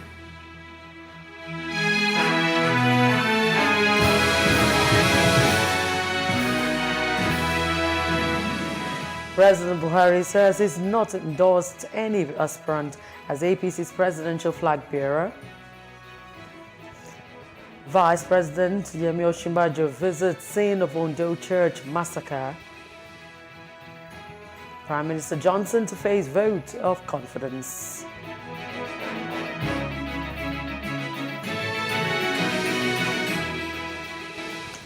Good evening and thanks for joining us. This is News Now. I am Loretta Chiogo. The Eagle Square is wearing a new look as the ruling All Progressives Congress Party, All Progressives Congress prepares for its special convention in Abuja scheduled to hold on 7th of June. The fate of the 23 presidential aspirants, which include front-runners like Asiwaju Bola Ahmed Tinubu, Professor Yemi Osinbajo, the Vice President, Rotimi Amechi, Godswill Akpabio, Ken Namani, Bunaya Onu, Jack Rich, Senator Ibikunle Amosun, Rochas Okorocha, amongst others, would be determined as the winner eventually picks the APC presidential ticket at the 2023 general election. The issues of consensus candidacy and had been on the card, with rumors of meetings taking place across various regional divides, but as it seems no one is ready to step down for the other, leaving all the candidates to slug it out at the field. President Muhammadu Buhari has met northern governors behind doors and those elected on the platform of the All Progressives Congress at the State House. Speaking to State House correspondents on the outcome of the meeting, the chairman of the Northern Governors Forum and the governor of Plateau State, Simon Lalong, said that the president insisted that he had not endorsed any of the 23 candidates aspiring to clinch the presidential ticket of the APC. Lalong stated that the president had directed that governors of APC-controlled states should meet with the National Working Committee of the party to fine-tune modalities for the selection of the presidential flag bearer of the party. Also, the All Progressives Congress has debunked news making the rounds, as announced by the National Chairman Abdullahi Adamu, that Ahmed Lawan has been anointed the consensus candidate of the party. Shortly after the NWC meeting, the organizing secretary, Suleiman Argungu, made the clarification while addressing journalists at the party's national secretariat in Abuja. He debunked the earlier claim by the national chairman Abdullahi Adamu in his briefing to journalists that Ahmed Lawan had been anointed, dismissing it as mere information that was not deliberated upon by members of the NWC. And 13 out of the 14 northern governors have reaffirmed their resolve to zone the presidential candidate of the All Progressives Congress to the southern part of the country in the spirit of justice, peace, and inclusiveness. The northern governors gave their position after a meeting with President Muhammadu Buhari in his office as part of their ongoing consultations towards the involvement of the presidential flag bearer of the APC. Addressing State House correspondents on behalf of the group, the Plateau State Governor Simon Lalong said this reaffirmation became necessary as the party goes into its presidential primary. When asked about the position of the Kogi State Governor and presidential aspirant Yahaya Bello over the latest stunts, the group said the governor was duly invited but decided to stay away from the meeting. Meanwhile, the accreditation of the party's delegates for the APC primary has commenced ahead of the main event on Tuesday.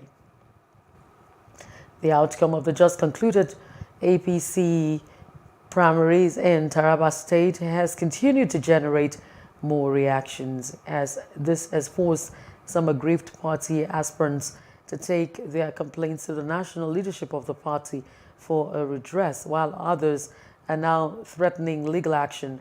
The winner of the elections had also extended an olive branch to the aggrieved.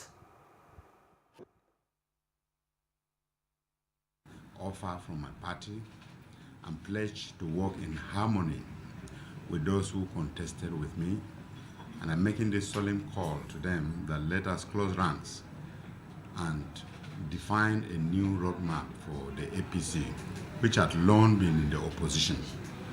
So I pray and crave the indulgence of all involved in this contest to sheathe their sword. My appeal to my brothers politicians, particularly those that contested under the APC, is that if I win, we win. Let's imbibe this culture. That way we'll be able to build our nation.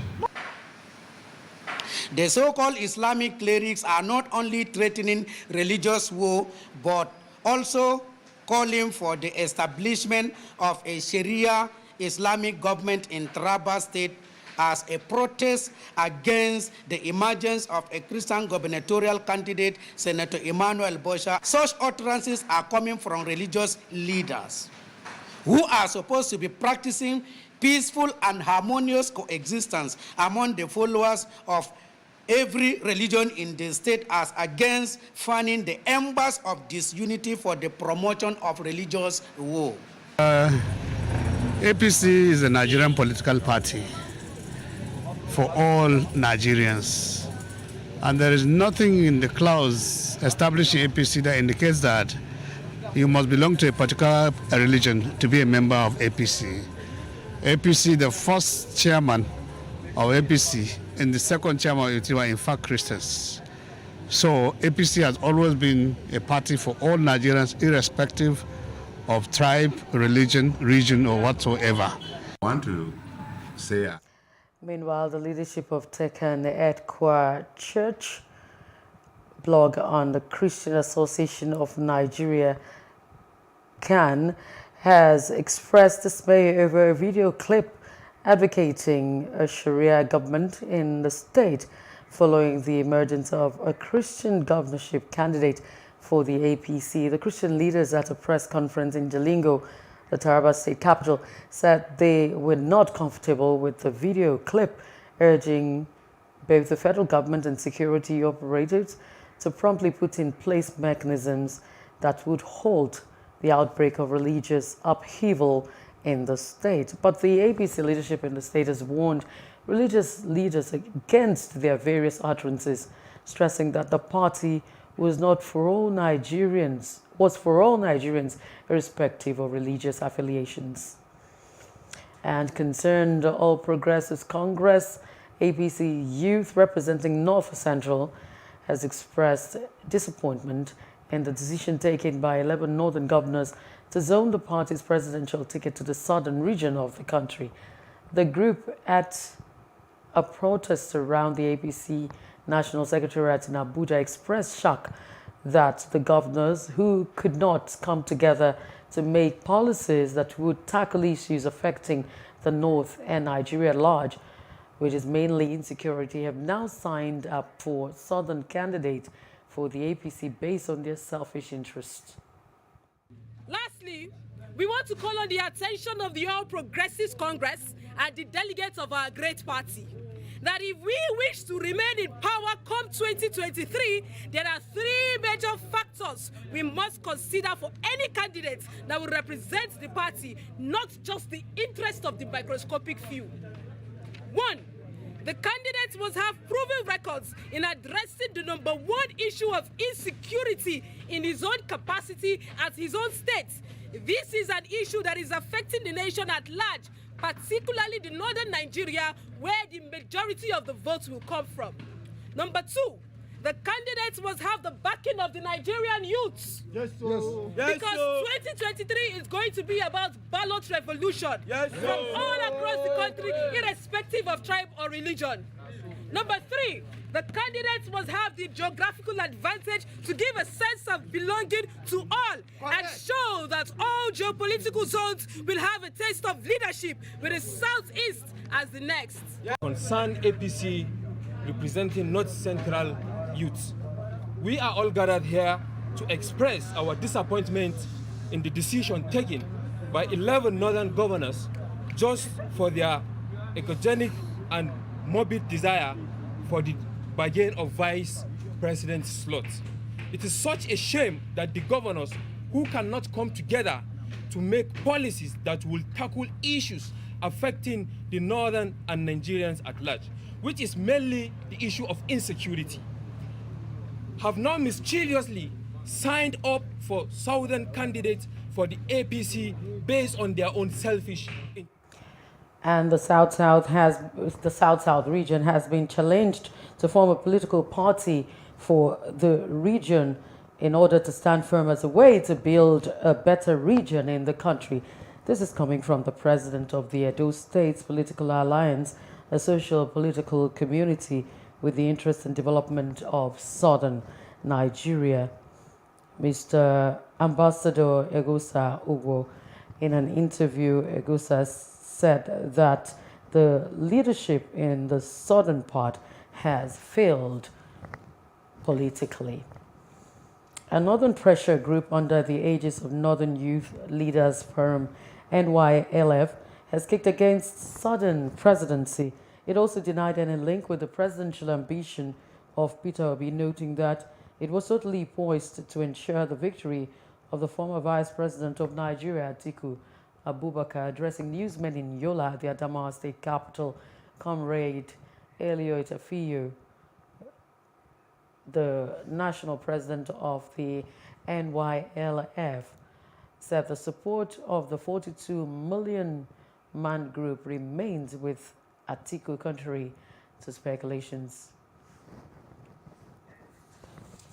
We sincerely advise our Ohanese in the Igbo and all the Igbos to reconsider their stance towards Atiku Abubakar so as to get the presidency in time soonest.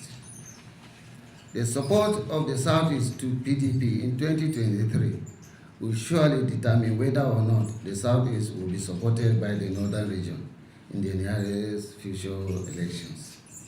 If at all the Southwest believes in power rotation or justice to the South, no one from the Southwest will make any move or efforts to aspire for the 2023 presidency. A word is known for our wise men from the East. And after the controversies trailing his earlier victory, Olubankole Wellington, also known as Banky W, has now been formally announced as the winner of the PDP House of Representatives and at a rerun primary for the Etiosa constituency of Lagos State. Banky W had won the PDP primary for the constituency held on 22nd of May across the state that was cancelled by the party. The musician and actor won the election with a landslide vote of 24-5.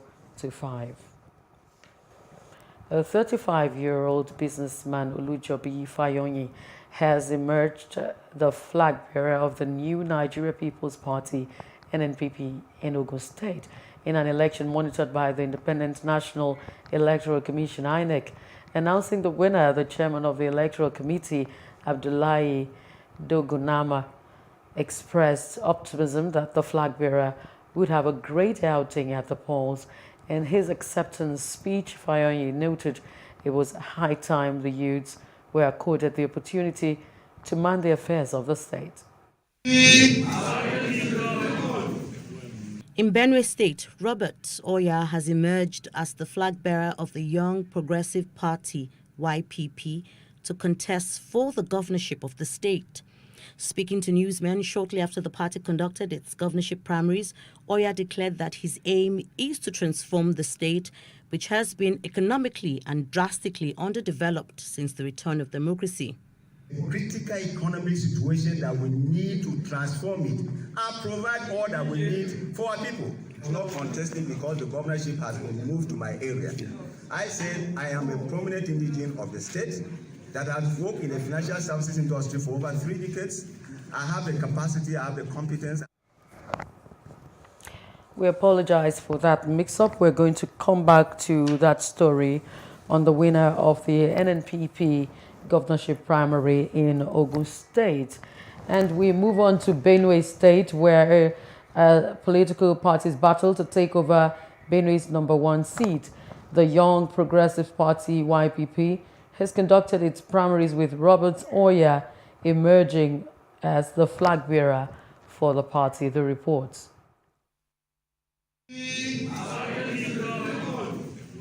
In Benue State, Robert Oya has emerged as the flag bearer of the Young Progressive Party, YPP, to contest for the governorship of the state.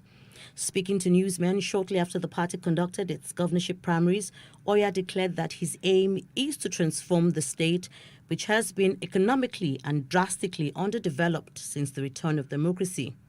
Critical economic situation that we need to transform it and provide all that we need for our people. I'm not contesting because the governorship has been moved to my area.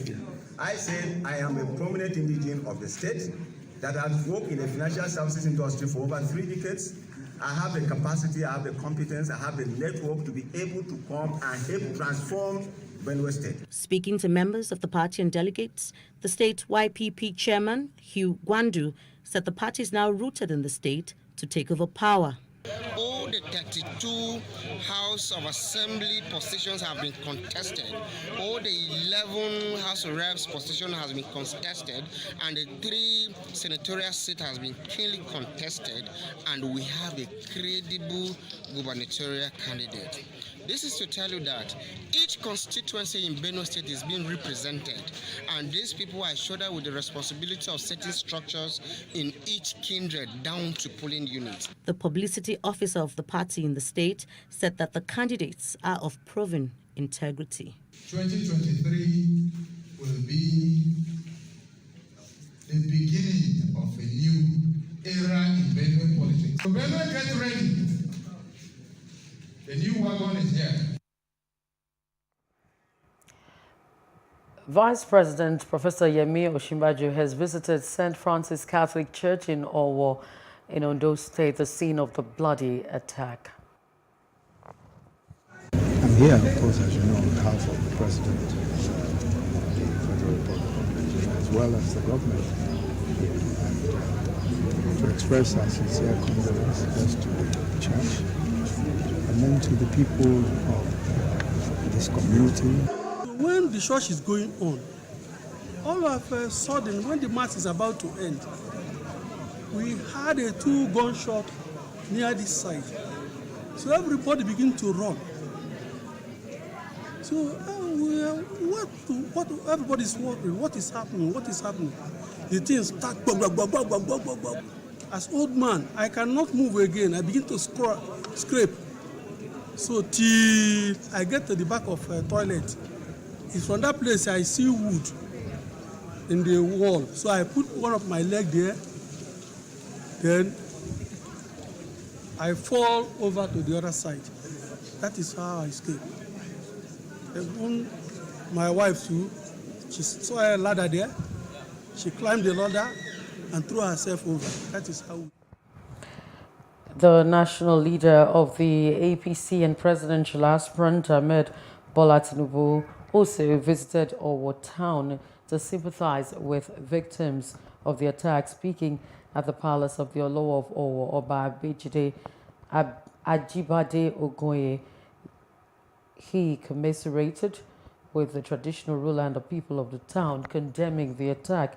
Tinubu was accompanied by the state governor, Rotimi Akeredolu, a former Speaker of the House of Representatives, Yakubu Dogara, and other chieftains of the APC. Bad enough. Innocent children are rendered orphan, and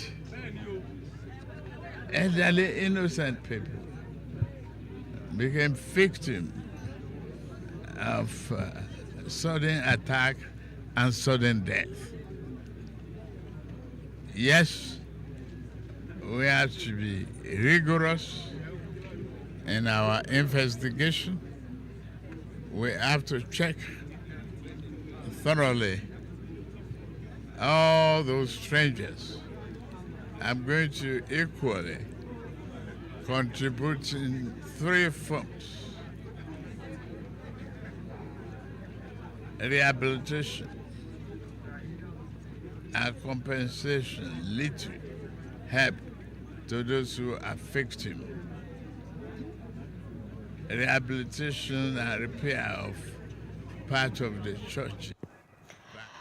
Meanwhile, residents of Owo in Ondo State are still mourning the deaths of many worshippers killed by gunmen, as families of survivors of the attack were also busy looking after their loved ones who are receiving treatment at the Federal Medical Center in Owo. Relatives of survivors of the attack are still in shock as they continue to keep vigil at the FMC, where many victims of the attack, including children, are receiving treatment.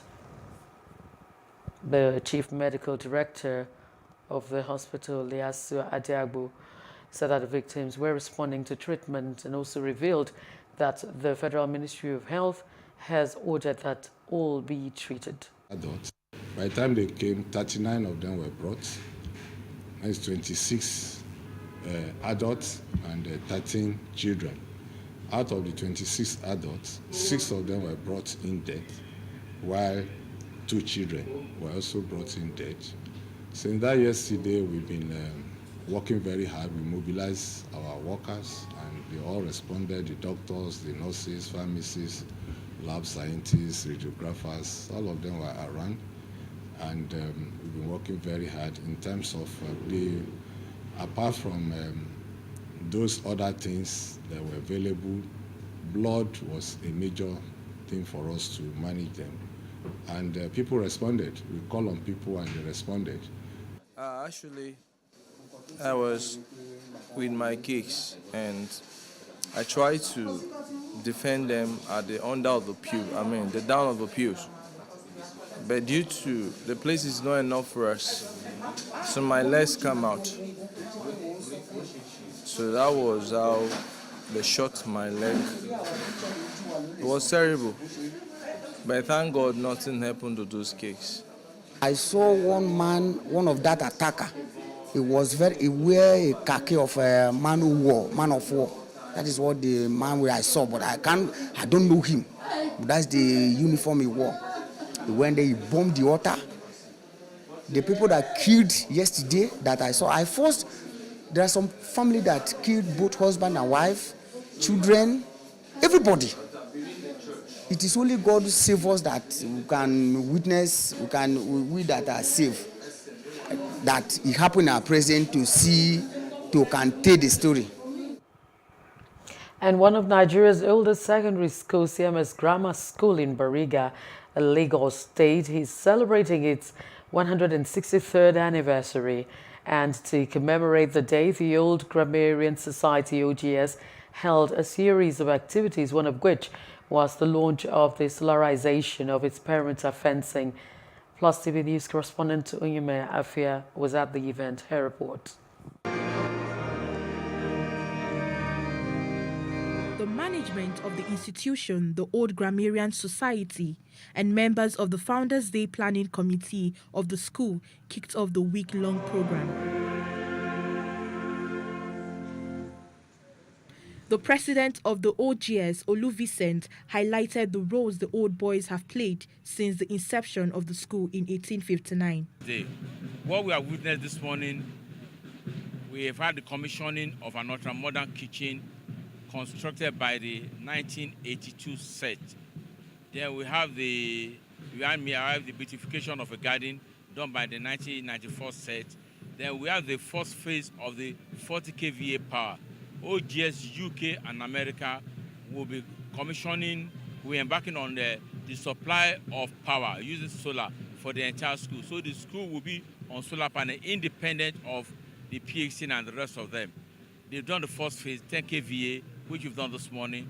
Then we've had the ICT building, which is in focus, which is being undertaken by OGS Americas. The ICT building is to ensure that we develop the capacity of our students, that not just in terms of ICT knowledge, ability to have their hands on touch, to be able to repair handsets, repair cell phone and the rest of them, and be able to do professional exams, even while our students in the school. So at the end of the day, by the time they're leaving the grammar school, they are equipped for the challenges of the future. They can, on their own, with the education they get in the school, be anywhere they want to be in the world. The Anglican Bishop of Badagry, Babatunde Adeyemi, who was a guest at the event, stressed the need to pay more attention to children and youth as they are the leaders of tomorrow. Because of the situation around us, need to pay attention to the children. We have dedicated various projects, but the foremost project, most important project, are the children. And when they are properly groomed, we have leaders taking over from us tomorrow. So we should pay more attention to our children. Chairman Board of Directors, Professor Afolabi, said that the foundation led by the school made him into whatever he is today. Today, foundation was laid in the primary and the secondary school I went to, like CMS Grammar School. The friends I have today are the friends I made when I was in school. So it has made a good difference. The instruction I got from my principals then is what has helped us through life. So we cannot underestimate the value of the education we got from CMS Grammar School. So I appreciate it, and I give God the glory for 163 years of education in Nigeria. Chairman Planning Committee, Dr. Dikpo Arigbede, said that they have decided to take it upon themselves to improve on and contribute to the well-being of the school and of the children at large. Grammar school has been in existence for 163 years, and it's an annual event that we have inherited from our forefathers, and we will continue to improve on it. Highlight of part of what we have done this year is a lecture that was done a week ago during the press conference with the outgoing Vice Chancellor of the University of Lagos. Professor Ogundipe was the guest speaker. We had the career talk, and we also had the prize-giving day on Friday. And this is a hallmark of everything today, which is the Thanksgiving and luncheon, today's luncheon.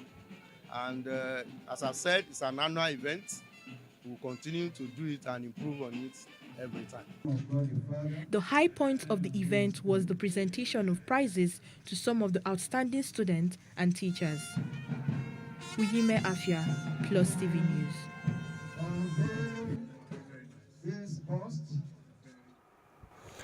CJU Initiative for Children with Special Needs Child has called for support and collaboration from parents, governments, and caregivers for children with special needs.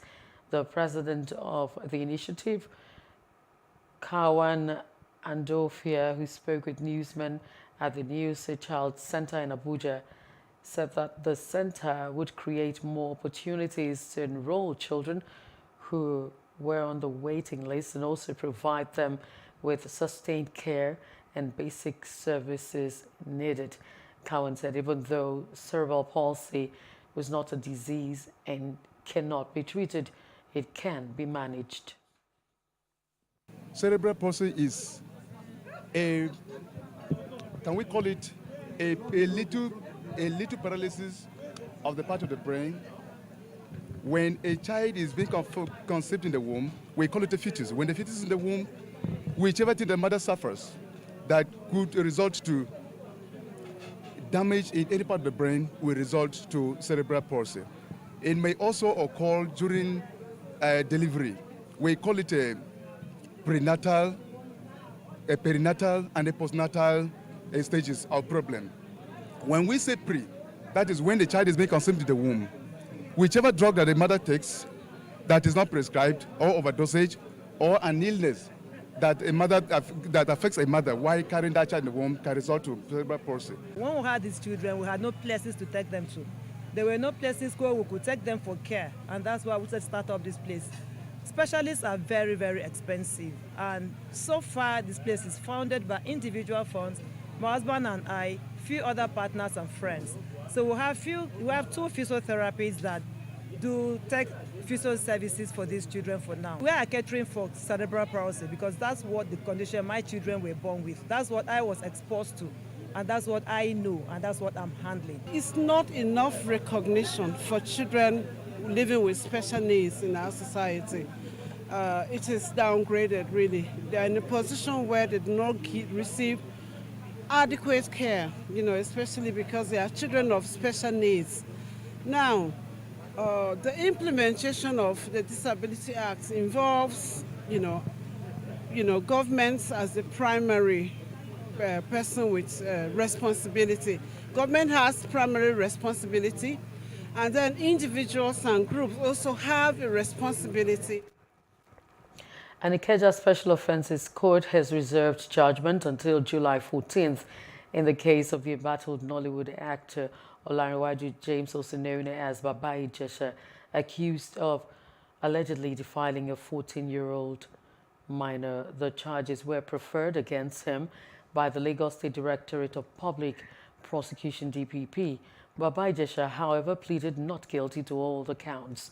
Justice Oluwatoyin Taiwo adjourned the case for judgment after the prosecution and defense counsels had adopted their final written addresses.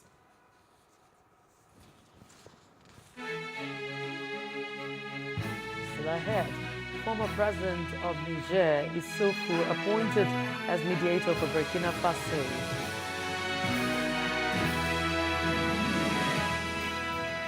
Details shortly.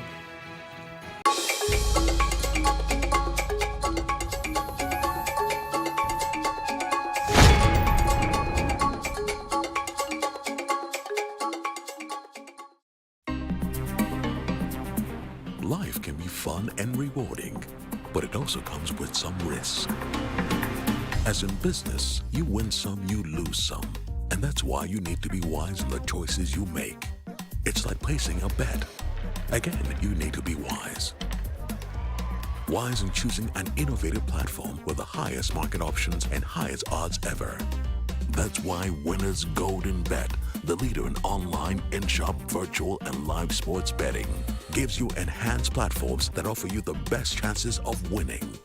For betting on live soccer matches, live dog races, and virtual games. Winners Golden Bet is your best bet.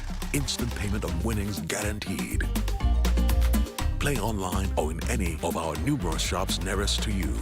Hey guys, be wise. Play on Winners Golden Bet. Winners Golden Bet, the wise choice.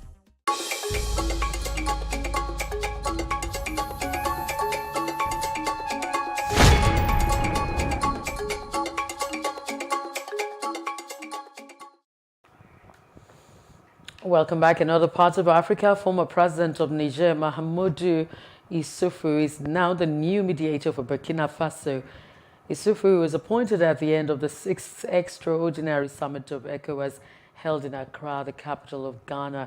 According to a press release issued after the meeting of heads of state, the former president's mission is to facilitate dialogue between all stakeholders.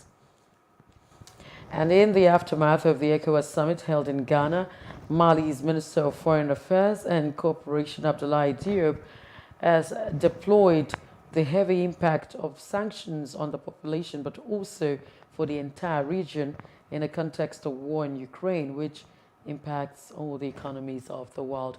ECOWAS has postponed its decision on the proposed transition period in Mali until 3rd of July. In the meantime, the economic sanctions would continue to bite. Sanctioned by ECOWAS, the Malian authorities seem to benefit from the support of the population, whose resilience was praised by the Foreign Affairs and Cooperation Minister. And in Congo, at least 20 civilians have been confirmed killed in Ituri, the northeastern Democratic Republic of Congo, in a new massacre attributed to the Allied Democratic Forces, ADF. President of the Irumu Territory Red Cross, David Beza, said that volunteers on ground and youth president had counted 36 bodies. Wanasura is a village located 44 kilometers from Commander Center in the Walese Vonkutu chiefdom in the Irumu territory. And the President of the Democratic Republic of Congo, Felix Tshisekedi, has said that there was no doubt that Rwanda was backing a rebellion on their territory, but insisted he was still seeking peaceful relations with Kigali. His remarks were just the latest exchange against the background of the resurgence of the M23 rebels active in the east of the country near the border with Rwanda. He added that DR Congo's neighbors should not mistake its desire for peace with weakness. While Central African Republic has taken a bold step to legalize digital currency, that's Bitcoin, Ethiopia's central bank has warned citizens not to engage in illegal transactions in digital currencies. State-affiliated Fana Broadcasting Corporation reported that the National Bank of Ethiopia said digital currencies like cryptocurrencies and bitcoins have not been recognized by the NBE as a transactional and payment method. And outside Africa, Prime Minister Boris Johnson has faced a confidence vote after a growing number of lawmakers in his Conservative Party questioned the British leader's authority over what has been dubbed the Partygate scandal. Johnson, who scored a sweeping election victory in 2019, has been under increasing pressure after he and some staff held alcohol field parties in his Downing Street office and residence when Britain was under strict lockdowns due to COVID-19. The vote has been triggered after MPs submitted letters to the chairman of the influential 1922 committee, Sir Graham Brady, saying they no longer believe Johnson was the right person to lead the party. And a total of 10 bills have been signed into law by New York Governor Kathy Hochul to tighten gun control, including one that raises the minimum age to purchase a semi-automatic rifle from 18 to 21. State lawmakers passed the bills following 2 mass shootings in the past month at a supermarket in Buffalo, New York, in which 10 people were slain, and at a school in Uvalde, Texas, where 19 students and 2 teachers were killed. In both cases, the alleged gunman was 18 years. Babies in grade school and 2 teachers at an elementary school in Uvalde. So we're grappling with these twin tragedies. We're constantly reminded of the scale of this across the nation. Just days ago, 4 people killed at a hospital in Tulsa. This weekend, 3 people killed, 11 wounded in Philadelphia, as gunmen fired into a crowd in a bustling entertainment district. It just keeps happening. Shots ring out, flags come down, and nothing ever changes. Except here in New York. In New York,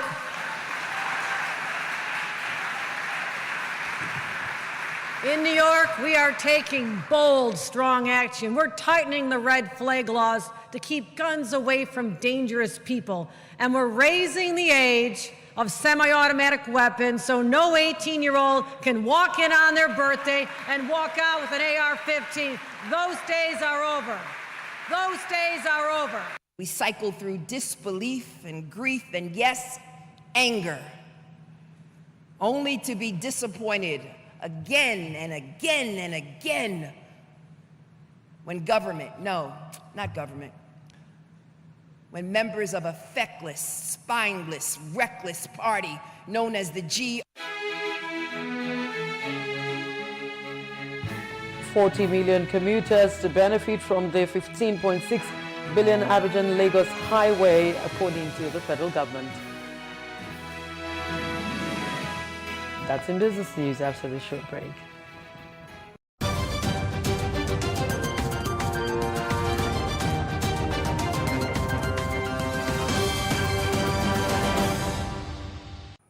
And in business news, the federal government says that the construction of the 1,028-kilometer Abidjan-Lagos highway is expected to benefit at least 40 million West Africans upon completion.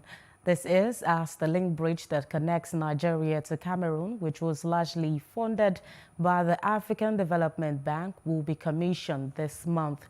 The highway is estimated to cost $15.6 billion, which is expected to have a significant impact on the economies of 5 regional countries: Cote d'Ivoire, Ghana, Togo, Benin, and Nigeria. This was made known by the Minister of Works and Housing, Babatunde Fashola, while speaking at the 16th interministerial meeting of the group in Abuja over the weekend. Meanwhile, crude oil prices rose further after Saudi Arabia expressed its confidence in demand by raising the price of its crude for Asia by more than expected. After surging to its highest level in over 3 months, West Texas Intermediate traded near $120 a barrel. As China, the world's biggest crude importer, carefully emerges from viral lockdowns that have squeezed its economy, Saudi Arabia raised its official selling prices for Asian consumers in July. The fuel market has also tightened significantly just as the summer driving season begins in the United States. The Securities and Exchange Commission says capital market participants are to be given unique identifiers to curb issues of fraud in the markets. According to SEC, the unique identifiers will also reduce the high number of unclaimed dividends. The Commission said its Director General, Mr. Lamido Yuguda, said this at a meeting with the management of Nigeria Data Protection Bureau. Yuguda said the move was part of efforts by SEC to manage identities of participants in the capital market. Yuguda also said the project will ensure that very little human intervention was in the process of data. The Director General said that the Commission was currently engaging stakeholders to harmonize various databases of investors and facilitate data accuracy in the markets. Now, the Minister of State for Petroleum Resources, Timiripe Silva, said Nigeria needs affordable, reliable and sustainable energy resources to eliminate widespread energy poverty and drive economic growth. He said this at the Nigerian African Natural Resources and Energy Investment Summit in Abuja. According to the minister, energy poverty is still prevalent in the world, especially in Africa, where millions of people did not have access to electricity or clean cooking fuels. Quoting data from the United Nations, he said about 760 million people lack access to electricity worldwide, with 3 out of 4 of them living in sub-Saharan Africa. Now, the Nigerian Exchange has slammed full suspension of Multiverse Mining and Exploration PLC, halting activities on the shares of the mining company. With full suspension, there will be no trading or price movement on the share of the company, as against technical suspension, where price movement is only halted. In a circular, the NGX regulation, which regulates the exchange, stated that the full suspension was equal to ongoing process of share capital reconstruction by Multiverse. The suspension took effect from June 2nd, 2022. And that's all on business news. I'm Olamide Adeyemi. Now the news continues. And up next is entertainment news. Davido, Mr. Macaroni, and other celebrities have expressed their sadness over the attack on St. Francis Catholic Church, Owo, Ondo State. Reacting to the attack that led to the loss of lives, Davido called on Jesus to take control. Mr. Macaroni tweeted, "Just reading that St. Francis Church in Ondo State has been attacked. Multiple people have been killed. I'm not even sure of the numbers. I saw a part of the video and I couldn't even watch it till the end. Is there no longer value for human life in Nigeria? Goodness." The Ondo State Governor, Rotimi Akeredolu, has vowed to bring the perpetrators to book. DJ Neptune lamented the absence of immigration officers at the Nigerian airport. He added that on his arrival from a trip, there were no immigration officers to stamp their passports, as they all formed a long queue. He noted that the absence of immigration officers was an indication that there was serious trouble in the country. Jennifer Lopez could not help but break down in tears as she was honored with the Generation Award at the MTV Movie and TV Awards. The Marry Me star got emotional after receiving the special award. She thanked those who were huge supporters and critical of her talent. A soundtrack to the non-Come On My Way also nabbed Best Song. The Generation Award is given to beloved actors whose diverse contributions to both film and television have turned them into household names. Former Disney actor Tony Westmoreland has been sentenced to 2 years in prison for attempting to persuade a minor to have sex. He is 52. He communicated with an undercover officer on the app Grindr and was arrested in 2018 after trying to meet the investigator who was posing as a 13-year-old teenager. He originally faced a 10-year sentence stemming from charges of enticement of a minor over the internet or text. After taking the deal, he was allowed to plead guilty to a lesser charge of using interstate facilities to transmit information about a minor. In addition to the sentence, Westmoreland will not be allowed to interact with minors without adult supervision. And sports news is up next.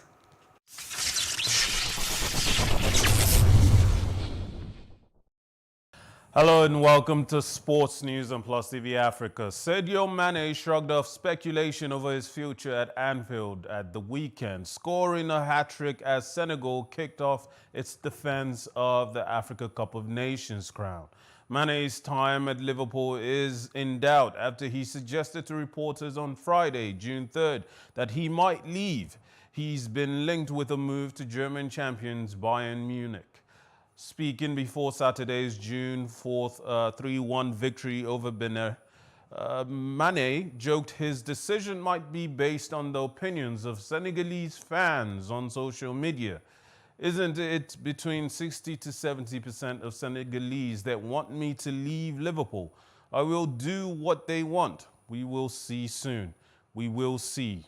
Don't be in a hurry. You'll see it yourself.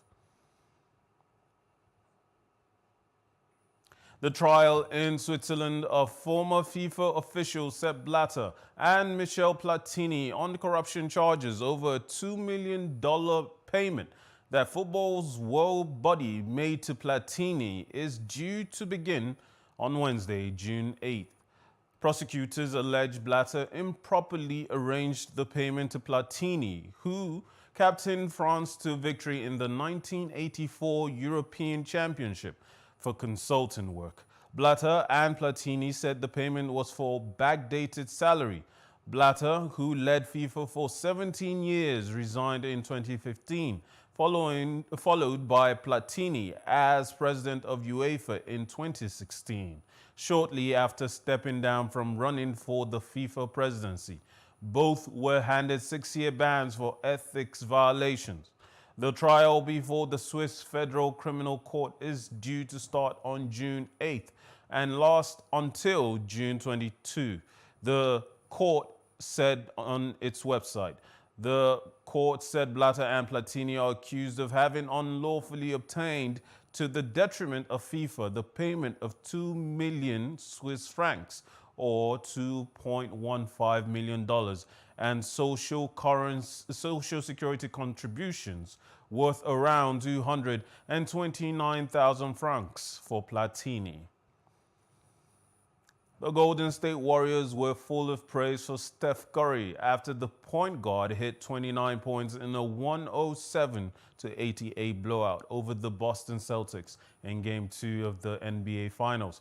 Warriors head coach Steve Kerr described Curry as breathtaking and said that it was a pleasure to watch the 34-year-old. Draymond Green also praised his longtime teammate, saying that he was incredible with everything offensively, starting with the two-time MVP winner. Curry went on to say that his defensive work has always been emphasized in his game, but he just feels he is better at it now at this stage in his career. The series score is now level at 1-1 with Game 3 on Wednesday in Boston. Yeah, I thought everybody was more engaged. It was pretty obvious, you know, our level of force and physicality was ramped up quite a bit, and it had to be. You know, what Boston did in the second half, you know, fourth quarter the other night, we knew we had to come with a much better focus and sense of aggression, and I thought that started right from the beginning. Draymond played a huge role in that. And that's all the sports news we have for you for now. Join us next time. My name is Mikhail Tinubu. Have a good night. And the main news again. APC's special convention holds on 7th of June. Vice President Yemi Osinbajo visits scene of Ondo Church massacre.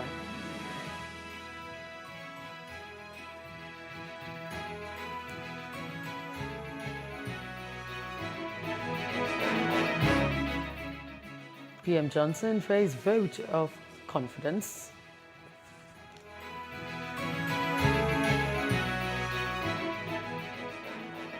And that's news now. For more stories, please follow us on our Facebook, Twitter, and Instagram pages, and do subscribe to our YouTube channel as well at Plus TV Africa and Plus TV Africa Lifestyle. I'm Loretta Chiogo. Many thanks for watching and have a wonderful night rest. Good night.